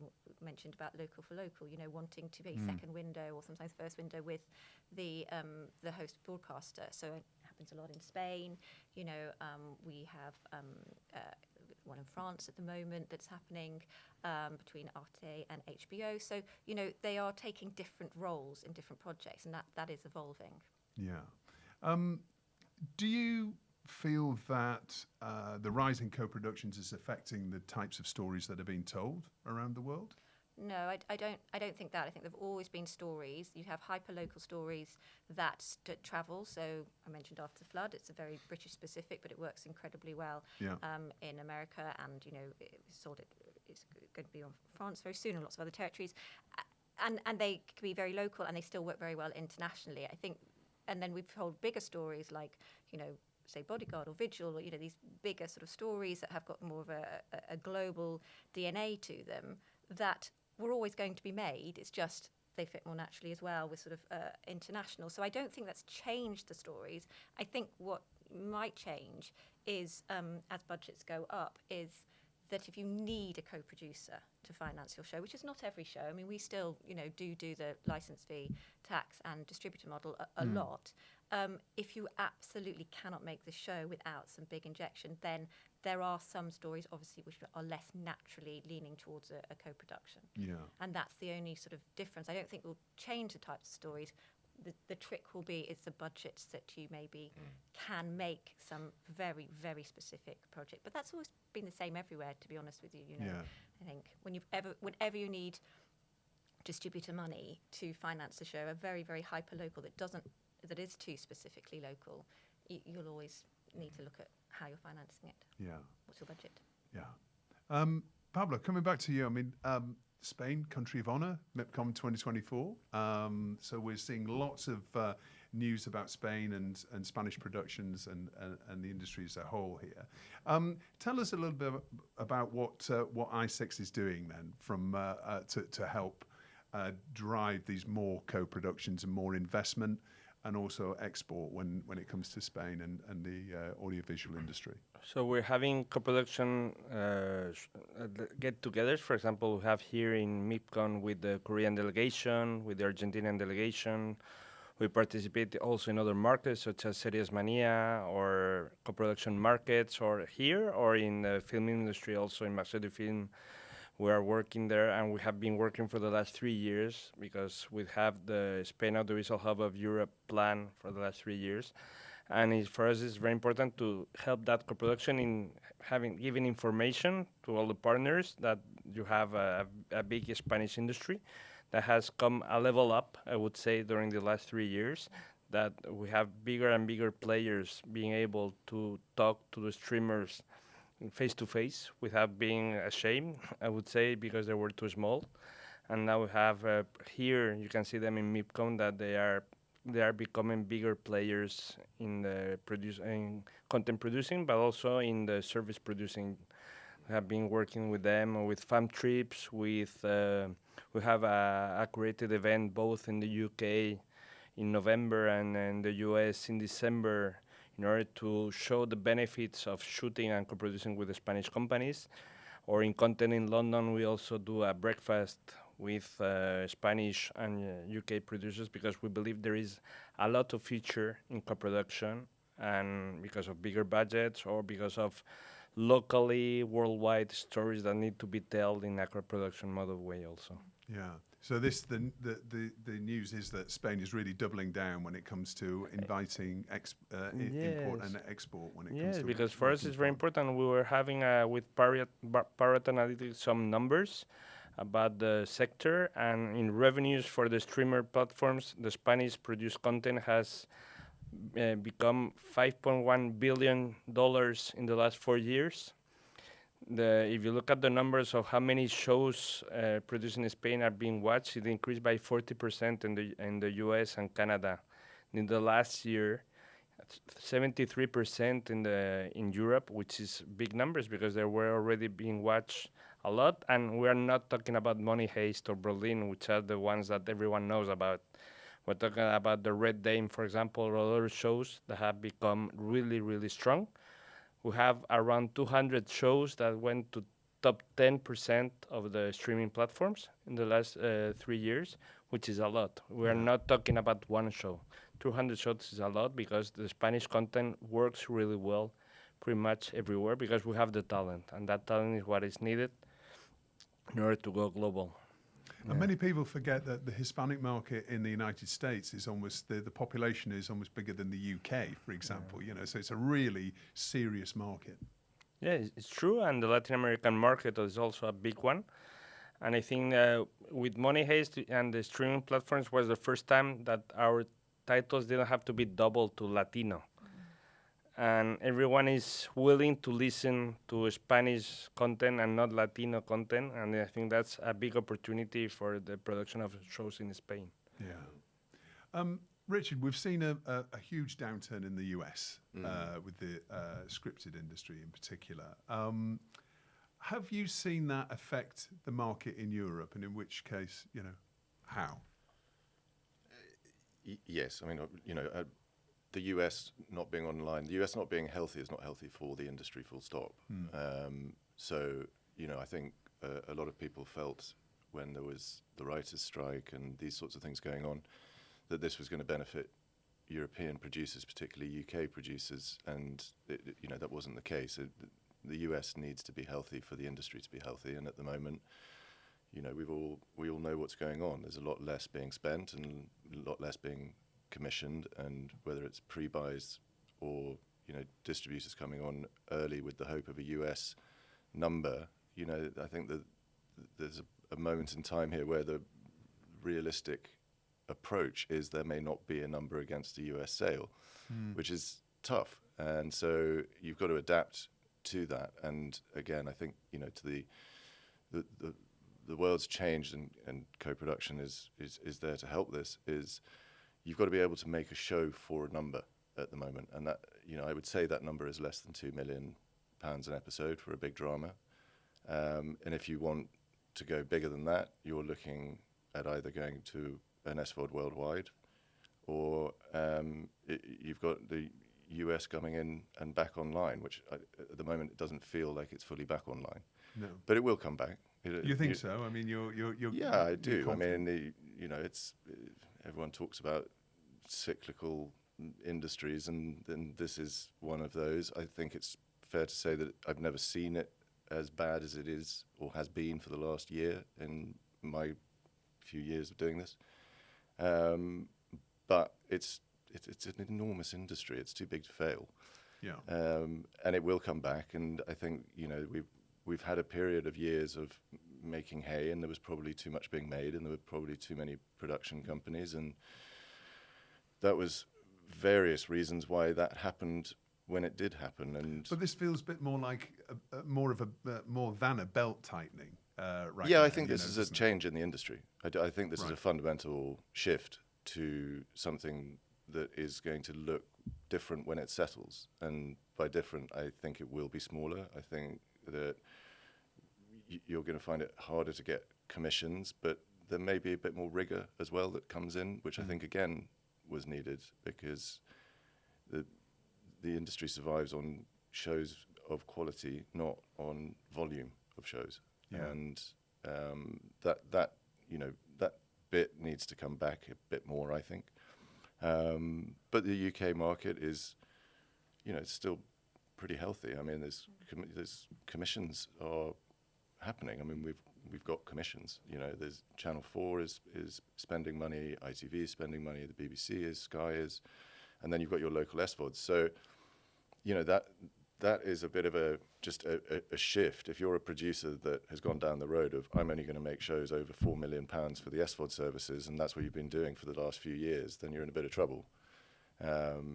If you've diversified, or if you've kept looking after what is now sort of called traditional broadcasters, but broadcasters, and you know how to make shows in that sort of range, and it just depends on what people chose to do. Yeah, yeah. And you say that the companies are commissioning. Have you seen an improvement in that then in the last 6 months or so? In the UK? Yeah. It's in a way, I don't think the UK has really felt the effects that other territories have. It's remained pretty healthy on the commissioning front. I would say it's slower. I think that's fair to say. Decisions are taking a bit longer. Obviously, the advertising market is, that's troubling, I think, for the future. But equally, there are many different ways to get things financed these days. And if you've been around the international space rather than just a producer in the UK, Buccaneer, the model of the company is stories for everybody in all parts of the world, and that comes about through having done international for 25 years or whatever Yeah. it is. There are many routes to getting these things financed, and it's, for me, interesting working with other cultures and getting that feed into a script can really benefit it done in the right way. Yeah. Kate, what's your outlook then for the industry? You know, when it comes to scripted and co-productions and the industry as a whole over the next 12 months or so? Yeah, well, I would echo what we said. We've got a really healthy slate. We've got some fabulous projects that we're both brought to market this time that have been commissioned in the last month. You know, I'm constantly being pitched by producers, by shows that are in development at the main broadcasters, both in the UK and abroad. There is budgets are going up. That budgets have gone up and are carrying up. That is the biggest challenge, because there is just less money. The ad market has been affected with everybody. The streamers obviously are retrenching down to look at profit rather than sort of like quantity. So yes, there are stretches in the market, but in terms of brilliant talent still exists, brilliant storytelling still exists, commissioners still commissioning still exists.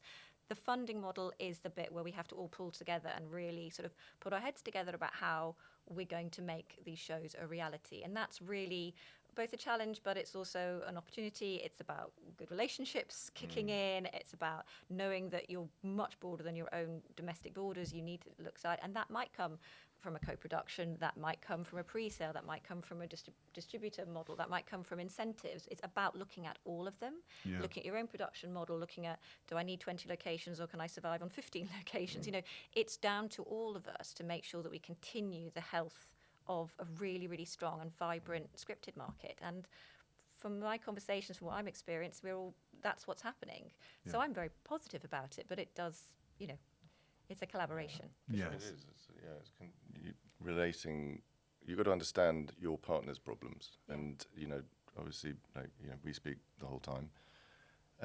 What distributors are finding difficult at the moment is different to what producers are finding difficult at the moment. And as long as everyone's aware of each of those areas, I think you can work with the right partners. You can find your way through, and everyone needs to give a little bit and help each other out at the moment, rather than trying to kill each other. Collaboration, that's it. Here we go. Exactly. Well, everybody's sitting around a table, and obviously lots of people doing that all the time at MIPCOM, and many of you are doing that 10, 15 times a day with different partners. It's extremely busy. I know you've all got to dash. One final question, though. Pablo, what advice would you give producers then looking to work specifically with Spain on co-productions? What would be your single piece of advice to them? I would say, if you are here in MIPCOM, come to our stand. If not, talk to us with the Bureau, the Spanish Audiovisual Bureau, because you will have all the help you want. And think a little bit out of the box in that funding problem you do have. We have a lot of experience with the tax incentives. We have great opportunities with our crews that are really international. We don't have a visa, for example, for less than 90 days, which is really important, and we do have a visa for more than 90 days. But if you have been shortening your periods of shooting, you will have more than enough with 90 days. And it's quite easy. We have the locations, a very well-connected country. You can go pretty much. Saying that to the UK is easy, because you come to Spain for holidays and you know how well-connected we are, both to the UK, but within Spain with our high-speed rail, we have very good connections everywhere. You can be pretty much all over Spain in less than 3 hours by a high-speed train, which is a lot of opportunities. We have been doing this for more than 70 years. That we started with the spaghetti westerns, and we do speak English, so it's not so difficult. Much better than many of us, I think. Richard, any final pieces of advice for any producers entering into the co-production market? And you talked there about collaboration is obviously key. Yeah, I think you just got to go into it with an open mind. I mean, problems arise. It will forever be a difficult thing to make a show. I would just go back to what I said earlier, which is make sure you know who you're getting into bed with. Yeah. And it will make life a lot easier. Yeah. Okay, finally, any more pieces of advice from you for co-productions? No, I think it's relationships at the end of the day. Exactly. It's exactly that. Just know what you're trying to achieve. Have a vision as a producer, but know be adaptive maybe with your commissioning partners. I mean, your co-producing partner is like your commissioner. You've just got two commissioners. And if that is something to sort of like hold fast to, is that if you're going to enter that relationship, that's what they are, the two commissioners. And it's not always balanced evenly, so it's slightly different, but they are essentially you have two commissioners. And know what you're getting into. Know what you're getting into. Yeah. Okay. Well, thank you guys so much for joining me today. I know you've all got a dash and seal more deals, so thank you so much for joining us. Okay, next up we have a bona fide rock and roll star on TellyCast. Last week I caught up with Guns N' Roses legend Slash and Richard from Buccaneer to discuss the dark thriller The Crow Girl, which is launching to the international market here in Cannes.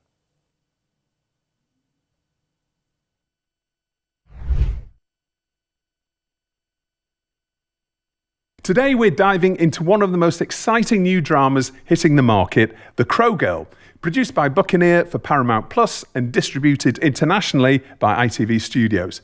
Based on the best-selling Scandinavian noir novel, this intense psychological thriller promises to captivate audiences worldwide. Joining me today are two key figures behind the project. First, we have Richard Tilcart, joint CEO of Buccaneer, whose vision and leadership, alongside Buccaneer's other CEO, Tony Wood, are driving this adaptation forward.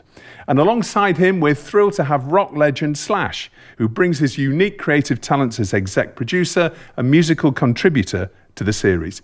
Richard, Slash, thanks both for being here. Great to see you. Hi. How are you? How are you doing, guys? Are you all well? All good. Yeah. Excellent. No, good. Good. Okay, so let's dive straight in and talk about what makes The Crow Girl so special.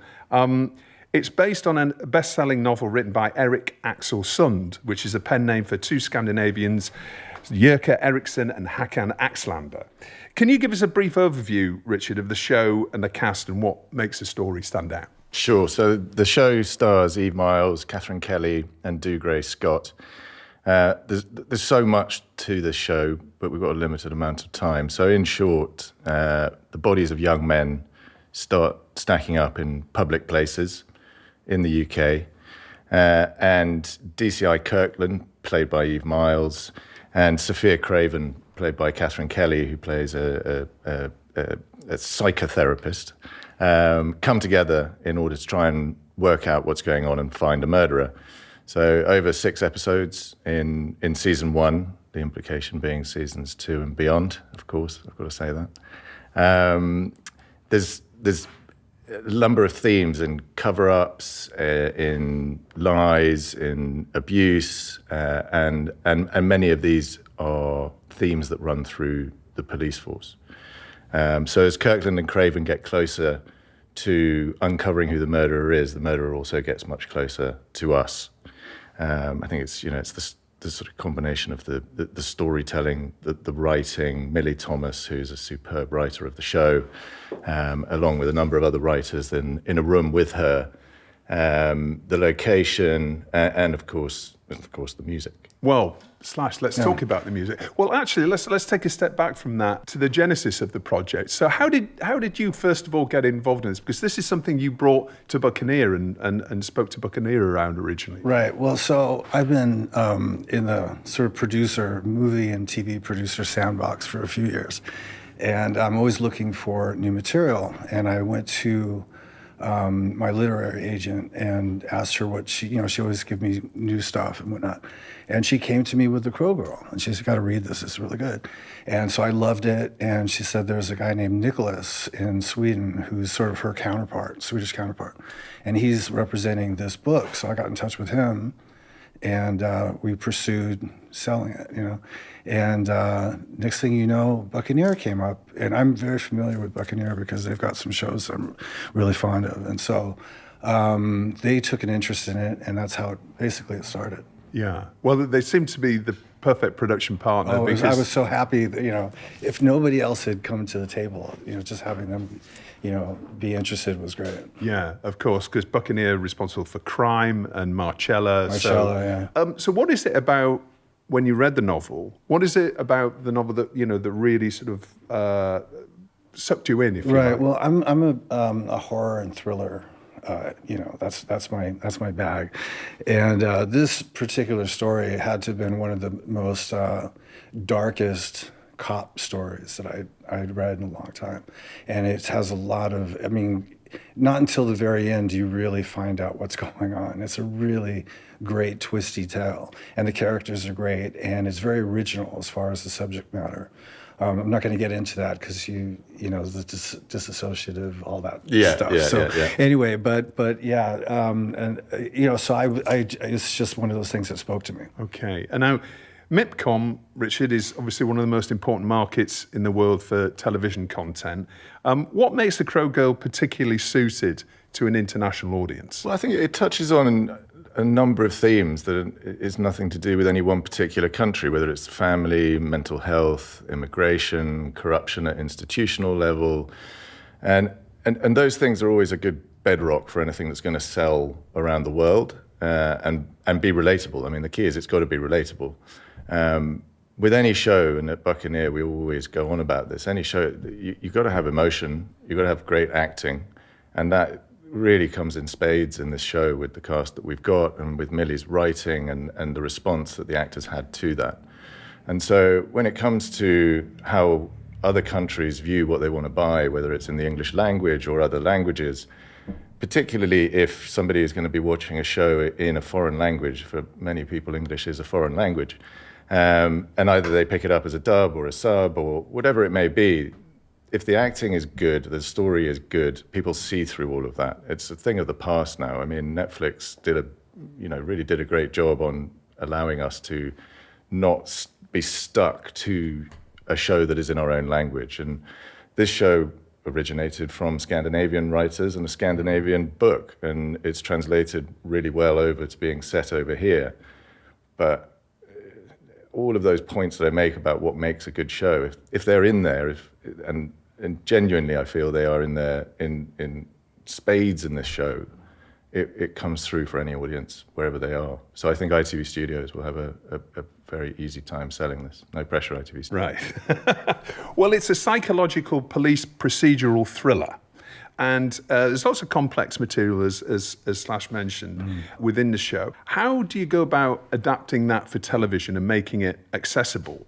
Or do you not? Do you not try and make it accessible? Do you just stick as close as you can to that source material? I mean, the books are, it's a trilogy of books. I mean, in the US and UK, it was released as one book, but the book itself on first reading, Tony Wood, my business partner, and I really scratched our heads a little bit about how you go about adapting this for TV, because it did need a lot of work. And, Tony, along with Katie Barrett on our team at Buccaneer, went about pulling it apart with Millie Thomas and a team of female writers in a way that it was definitely the most complicated one we've ever done. Yeah, it's a very dense book. Yeah, there's a lot of different stories all going on at the same time, and so I think Tony and Millie as well did a great job, sort of simplifying it enough so that it was easy to sort of put into episodes. You know? Yeah. And I think equally at a moment in time where the industry is, it's had a rough ride. Whichever side of the business you're on, whether it's distribution, production, whatever, it's been a tough time, and a lot of people are playing safer bets at the moment than necessarily The Crow Girl is. So for Paramount and ITV Studios to see what it could be was refreshing. I mean, they've been great partners from the beginning, allowing us and trusting us to take this story and do with it as we did, and having Slash as a partner and exec producer on it, and knowing what the music was going to be alongside Lorne Balfe, it plays a huge part in this show.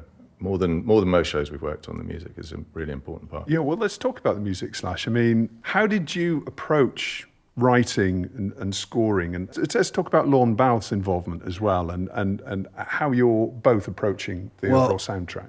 I was really interested in the score, but at the same time, I knew that I didn't have time to commit to composing an entire score. So Tony introduced me to Lorne, and Lorne's done pretty much all of the Buccaneer programs. And so he and I got together, and he really he's phenomenal. And so he sort of took on the lion's share of scoring the entire show. And then I just started contributing pieces of music. So I would write on the road and then send them to him, and he would sort of find the right, I was just writing to the script, and he would write it into the scenes. And then there was a theme song that is really good that I contributed to as well. And so it was just, it's such a moody piece, and he put this great bedrock down for me to be able to sort of bounce off of and put my ideas into. Yeah. So what it was interesting you say there, you were writing to the script. Mm-hmm. I mean, even before you saw the script and actually thinking back to the actual novel, did you have a mood in mind? Yeah, it's I get musical ideas from books and stories and as well as scripts. So I can read something and start to imagine a musical, sort of a melody for that. And that started pretty early on. So when I started working with Lauren, I had some definite ideas already. And has that changed? Because presumably you're starting to see bits of the production now, and I know you've been on set. Has that changed your approach to the music as the project's developed? It doesn't really change the melody so much, but I think more importantly, when I start to hear what the instrumentation is that Lauren's doing, then it starts to change the idea of the certain sounds that you're going to use. It's hard to explain, but and when you actually see something, you just start to get more ideas, or there's a little bit more depth to the ideas that you get. Yeah. Okay. And will we ever will it see the light of day in its own right, do you think, maybe one day? I don't know. That's a good question. I mean, the theme song is great, and I think I have a feeling that they're going to want to do something with that, because it's a song in its entirety, and it's really cool. As far as the soundtrack to the show, that's hard to say, but we'll pitch for it. Yeah. All right. Okay. Well, watch this space. Now, Richard, given the popularity of Scandi Noir in recent years, how does The Crow Girl fit into the Scandi Noir genre? Does it? I mean, obviously it does, because it's come from a Scandinavian home and two amazing writers. Yeah, that's a tough one. Look, there are nods to Scandinavian noir in it. I think that pulling it out of Scandinavia itself and over to the UK gives it a freshness, and Millie's writing gives it a freshness that I wouldn't label it a Scandi noir, but a fan of Scandi noir would love this. Yes. But I think it sits as at the end, it's a psychological crime thriller based around a police procedural that is unmistakably set in the UK with international themes. Yeah, you've got me on this one. I think there's nods to the noir area. Yeah. Okay. So fans of Scandi Noir will enjoy it, but perhaps it's wrong to categorize it as a Scandi Noir. Probably as a producer you're going to say this, but I feel it's probably got a wider audience than necessarily Scandi Noir did. I think it goes beyond that. I could see my 80-year-old mum enjoying this, and she wouldn't enjoy Scandi Noir. Right, okay. Okay. Well, let's take the opportunity to have a quick look at The Crow Girl. Hello? Are you there? Traced a recruitment consultant in his early 30s, Steve Cooper, no record of any kind, on his way in now for interview. Have we run the profile through MPU? No one matching his description has been reported missing. No specific identifying characteristics to narrow down a search that wide. Don't know his heritage, could be fucking anyone. Age? 16, 20 at a push. We should contact Child Protection. See if he matches anyone. He might have just slipped through the cracks. Why wouldn't anyone want to report their own child missing? Well, it might be a foreign national. Could be. Or could be a refugee, holidaymaker, traveller, so... Maybe they don't know they're missing at all. What if he's vulnerable? Well, of course he's vulnerable, Mike. He's dead and nobody's reported him missing. Right, I want all CCTV within half a mile radius. I'm talking buses, shops, camera doorbells, the works, okay? And you lot, I want you door knocking down Broad Street and Taylor Court, Corn Street. I need a full picture on this. Somebody has left a body in a public place. They want him found. I want to know why. See, the thing is, Lou, you know I'm going to ask to see that, and I know it's going to be a shit meme. Why would you interrupt a murder inquiry with a shit meme? Was it funny, Mike? Was it a shit meme, Mike? I didn't get it. Prick. I didn't. Okay, let's have a look. I was just... Let's have a look! Okay, Jeanette, point made. Fuck's sake. Oh, wow, look at that. Okay. Wow. Okay, well, explain it to him. I mean, that's how the best jokes work, right? Mike, I swear to God.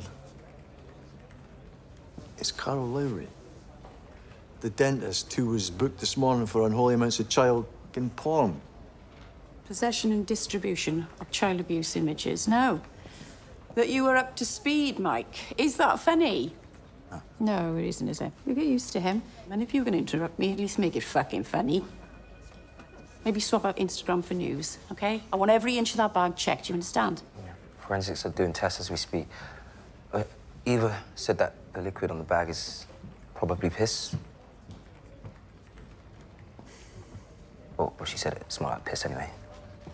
So the show obviously has these dark psychological elements to it, Slash. How do you think it's going to balance that intensity with entertainment as well? Because at the end of the day, you know, this is in an entertainment medium. And how will it entertain without perhaps overwhelming? Well, I mean, the brilliance of this show is it is dark and foreboding in a lot of ways, but it's cast so well and the writing's so good. It's really entertaining. It's very engaging, and some of the subject matter is a little, it's a little disturbing, but it's sort of balanced out by the way that it's projected. Yeah. So it's not off-putting. Yeah. Particularly, I think the characters played by Eve Miles and Dougray Scott, the writing has a bit of levity to both of those characters, and Eve and Dougray's comic timing is very good. I mean, it's certainly not a comedy, but the way they bounce off each other can sometimes pull you away from the dark subjects that Slash was referring to, which, there is a few in there. Yeah, and there's a lot of personal stories that are going on at the same time. So it sort of gives a little bit of, it brings it home a little bit. Yeah. So it's airing on Paramount Plus in early 2025. You touched on it earlier, Richard. Is there scope for further spin-offs or further series? Yeah, absolutely. I mean, we are left with an absolute whopper of a cliffhanger on the end of season 1, and the stories from the books allow us to go further. I think if you wanted to go on and on with this, you could. But certainly it's left with viewers will be wanting a season 2. And Slash, so after The Crow Girl, are you planning any more TV and film projects? Is there something on the horizon for you? I have a couple film projects that are in development, and one of them that's about to come out next year. So that production's done already. So I'm still, I'm very much into this. As far as TV is concerned, I was fortunate to be able to work with Buccaneer. It's really the first TV production that I've done. And then finally, for the buyers watching this at MIPCOM, what would you say is the one admissible reason why they should buy The Crow Girl for their viewers? Because it's good. It's really good, and the cast is great. It's really, like I was saying before, it's really well written. It's a very well thought out presentation. It's very entertaining. I watched it all the way through up until it was finally edited and everything in colors, and I was like, this is really a good show. So there you go. All right, you would watch it even if you weren't involved. I've been watching it just for the enjoyment of watching it. I've played it for a couple of people, my girlfriend at home and stuff like that. Go and check this out. And it's really good. People who didn't know what it was or that have seen it have been like, oh, this is amazing. Yeah. All right, Slash, Richard, thank you so much for joining me on this week's special telecast for MIPCOM. Good luck with the show, and good luck to ITV Studios with selling it at the market. Yeah. Cheers. Thanks.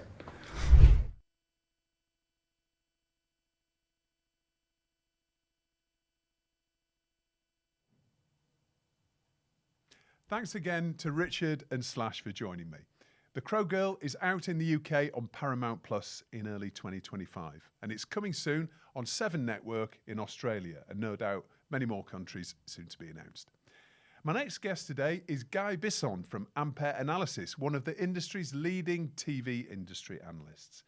Guy is presenting some new research at MIPCOM, should I say, later in the week called Global Content Trends Making Sense of Uncertainty. I caught up with him earlier today for a quick preview of his findings.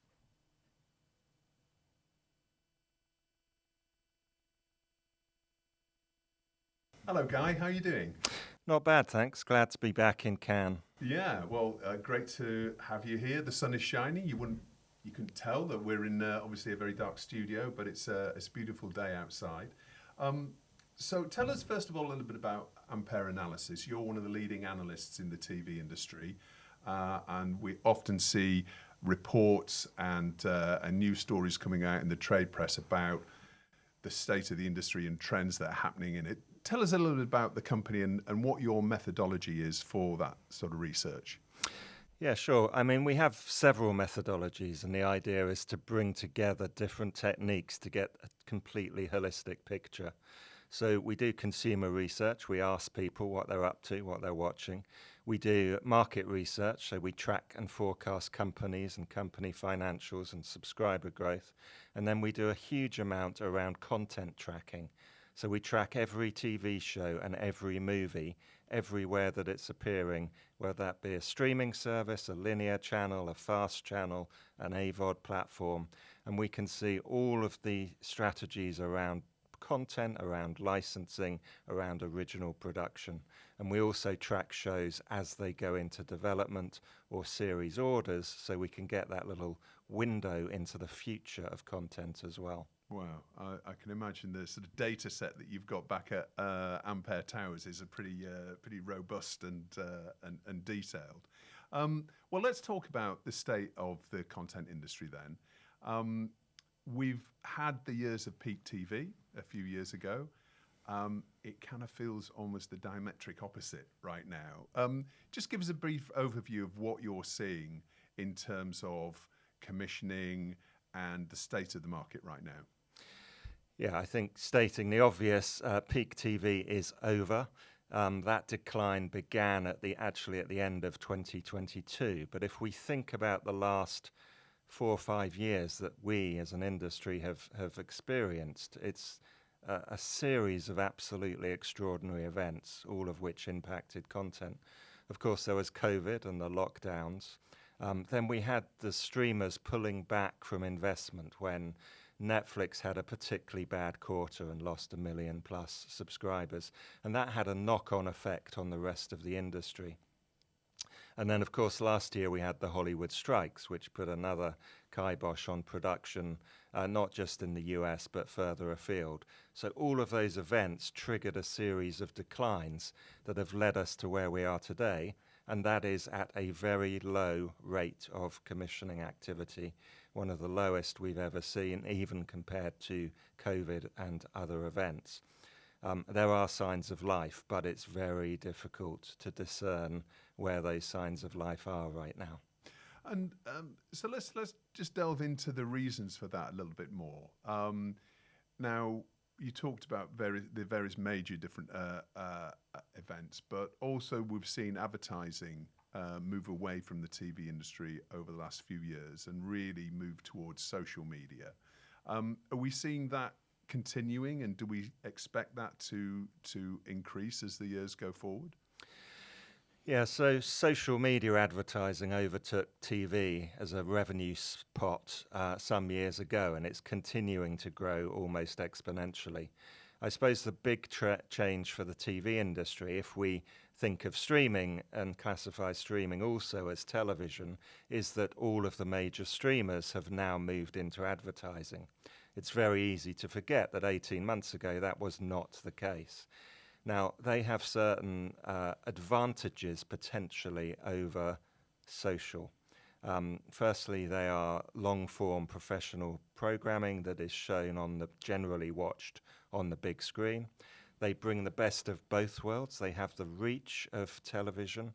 but they also have the ability to target. They have lots of data on their customers, and that's some of the advantages that social has had over television. So I think, yes, social is continuing to grow, will continue to grow exponentially according to our forecasts, and is going to be the biggest pot of spend. But streaming coming into that market is going to have a big impact as well, and they will start to take market share, both from television, but also, I think, from social media. And well, yeah, let's talk about Netflix for a second, because I read recently that there are a lot of price rises happening internationally.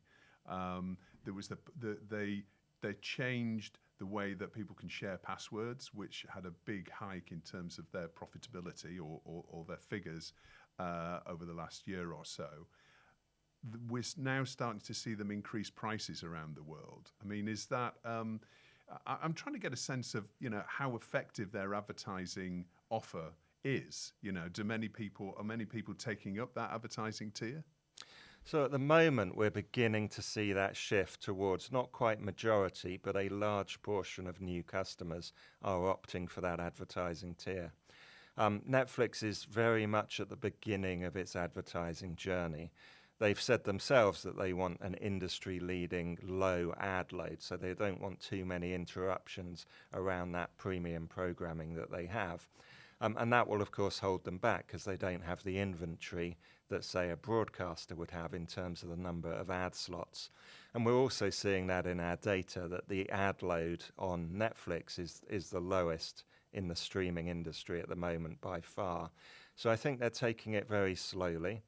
They're learning as they go.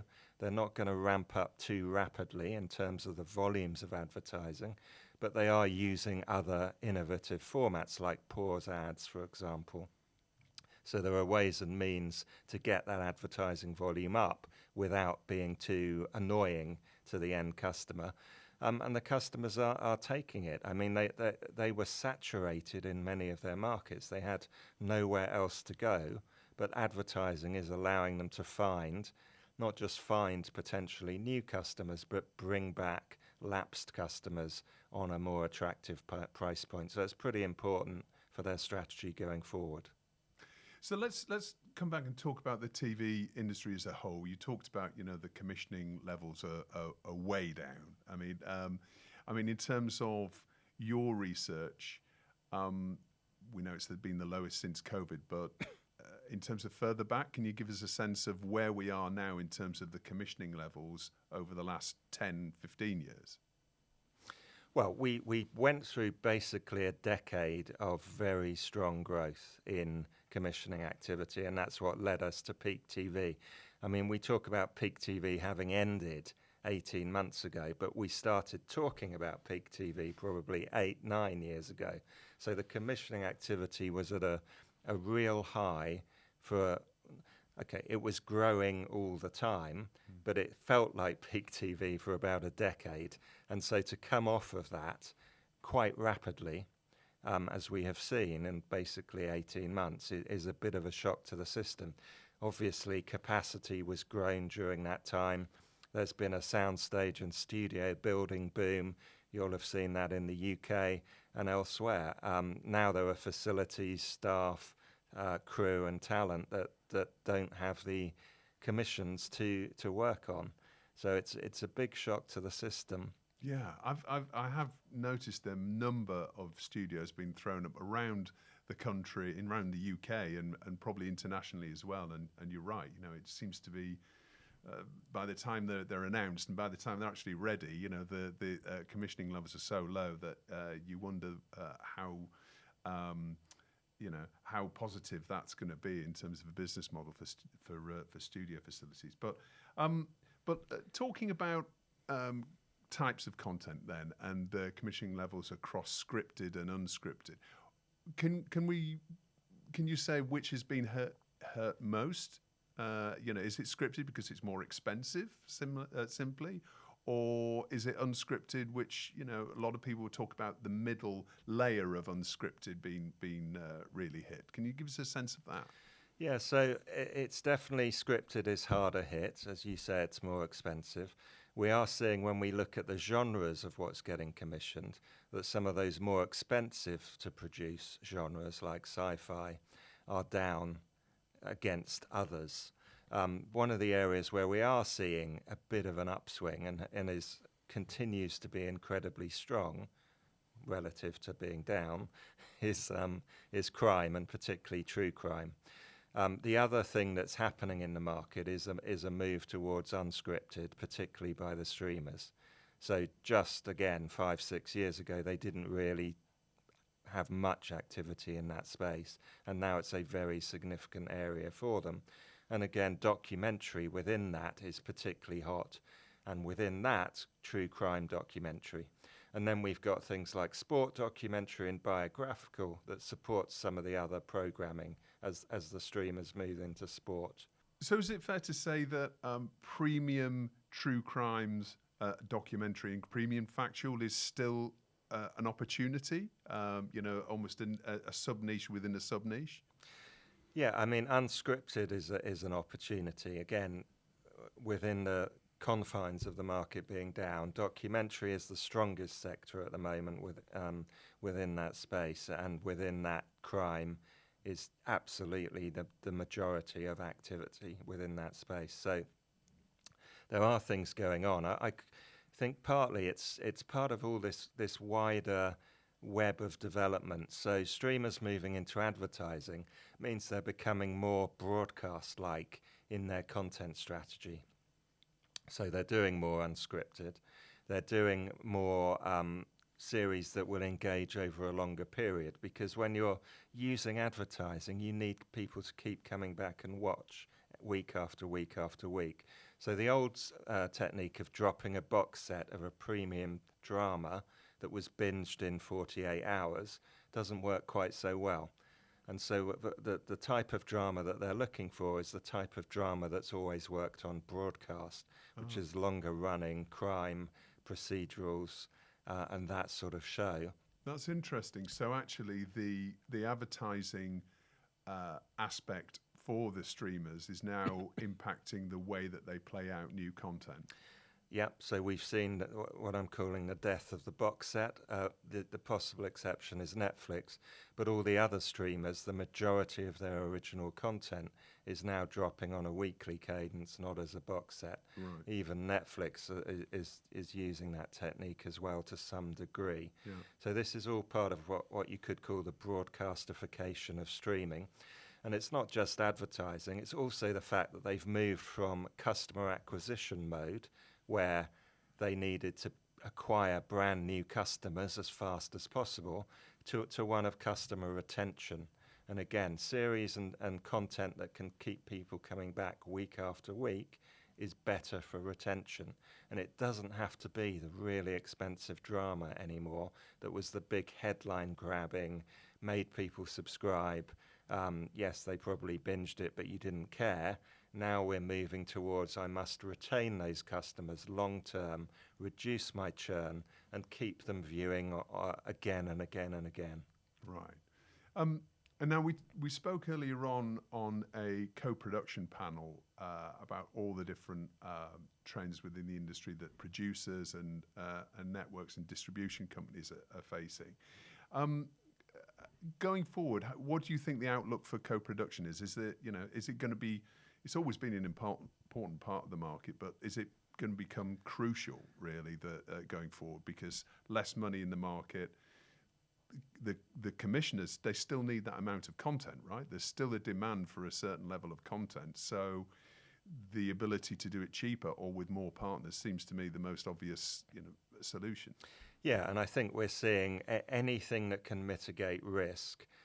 We're seeing it in the market. So co-production is one.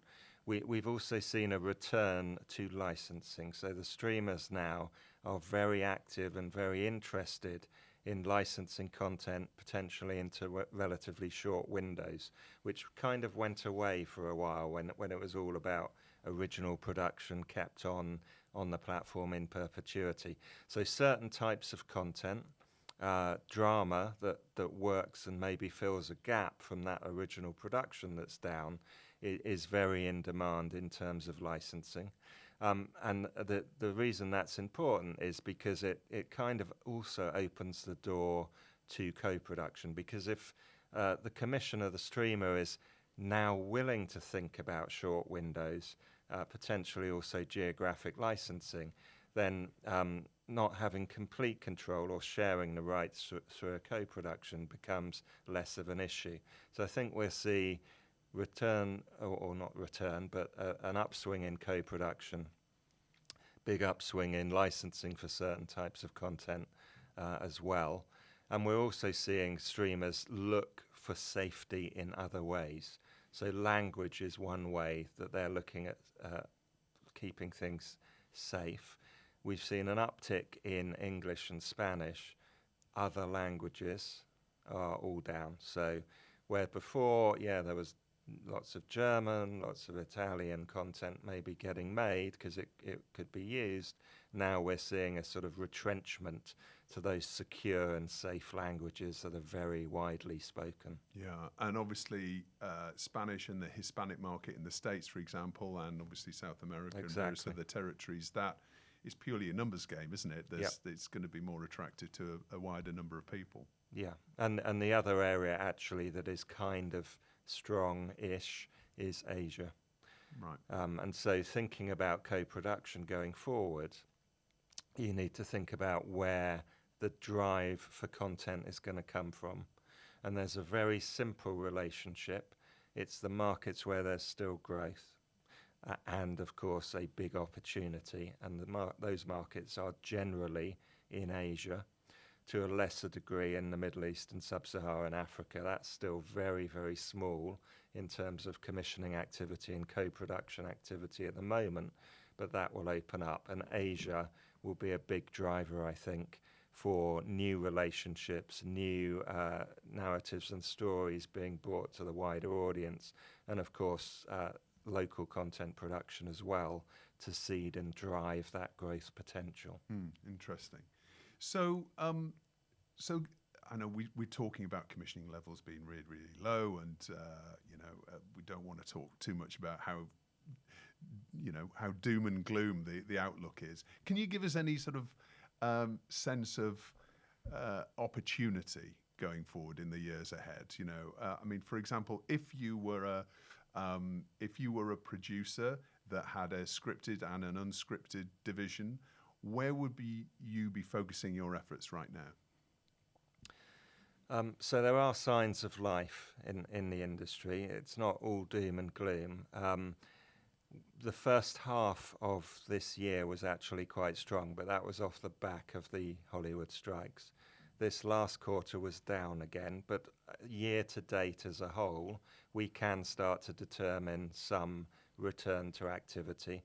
At the moment, it seems to be largely driven by Netflix and Amazon, and also within that by unscripted over scripted. So certainly going forward, if I had to think about two divisions, unscripted is going to be probably the stronger one for the near-term future. Scripted is still important, but it's a certain type of scripted. So I think less of the very high budget, very high production value content, and more of the middle ground, more of that crime drama series also that can run not maybe for 6 or 8 episodes, but for 20 or 30 per season, as we see with the likes of CSI and other shows that are long-running shows on network television and have been quite successful also in streaming. So it's all about thinking, how do I make content, be that scripted or unscripted, that works on a weekly cadence and keeps people coming back every single week for an extended period of time. And that probably isn't a all bells and whistles fantasy drama of 6 episodes. It's going to be something else that works better for that sort of need that is now driving the market. All right, so long-running true crime co-productions are probably, where the opportunity is. Well, that is certainly an opportunity, but there will be others, and it's about finding them and watching the market, looking at the data, seeing where that upswing is coming from geographically, but also in terms of what's getting commissioned. Yeah. And so, guys, so you're going to be doing a presentation with all of these findings and more. When's that? So that is Thursday. If anyone's still going to be here on Thursday morning at 11:30 in the Producers Hub. Okay, well, we look forward to seeing you there. Guy Bisson, thank you very much for being on TellyCast. Thank you.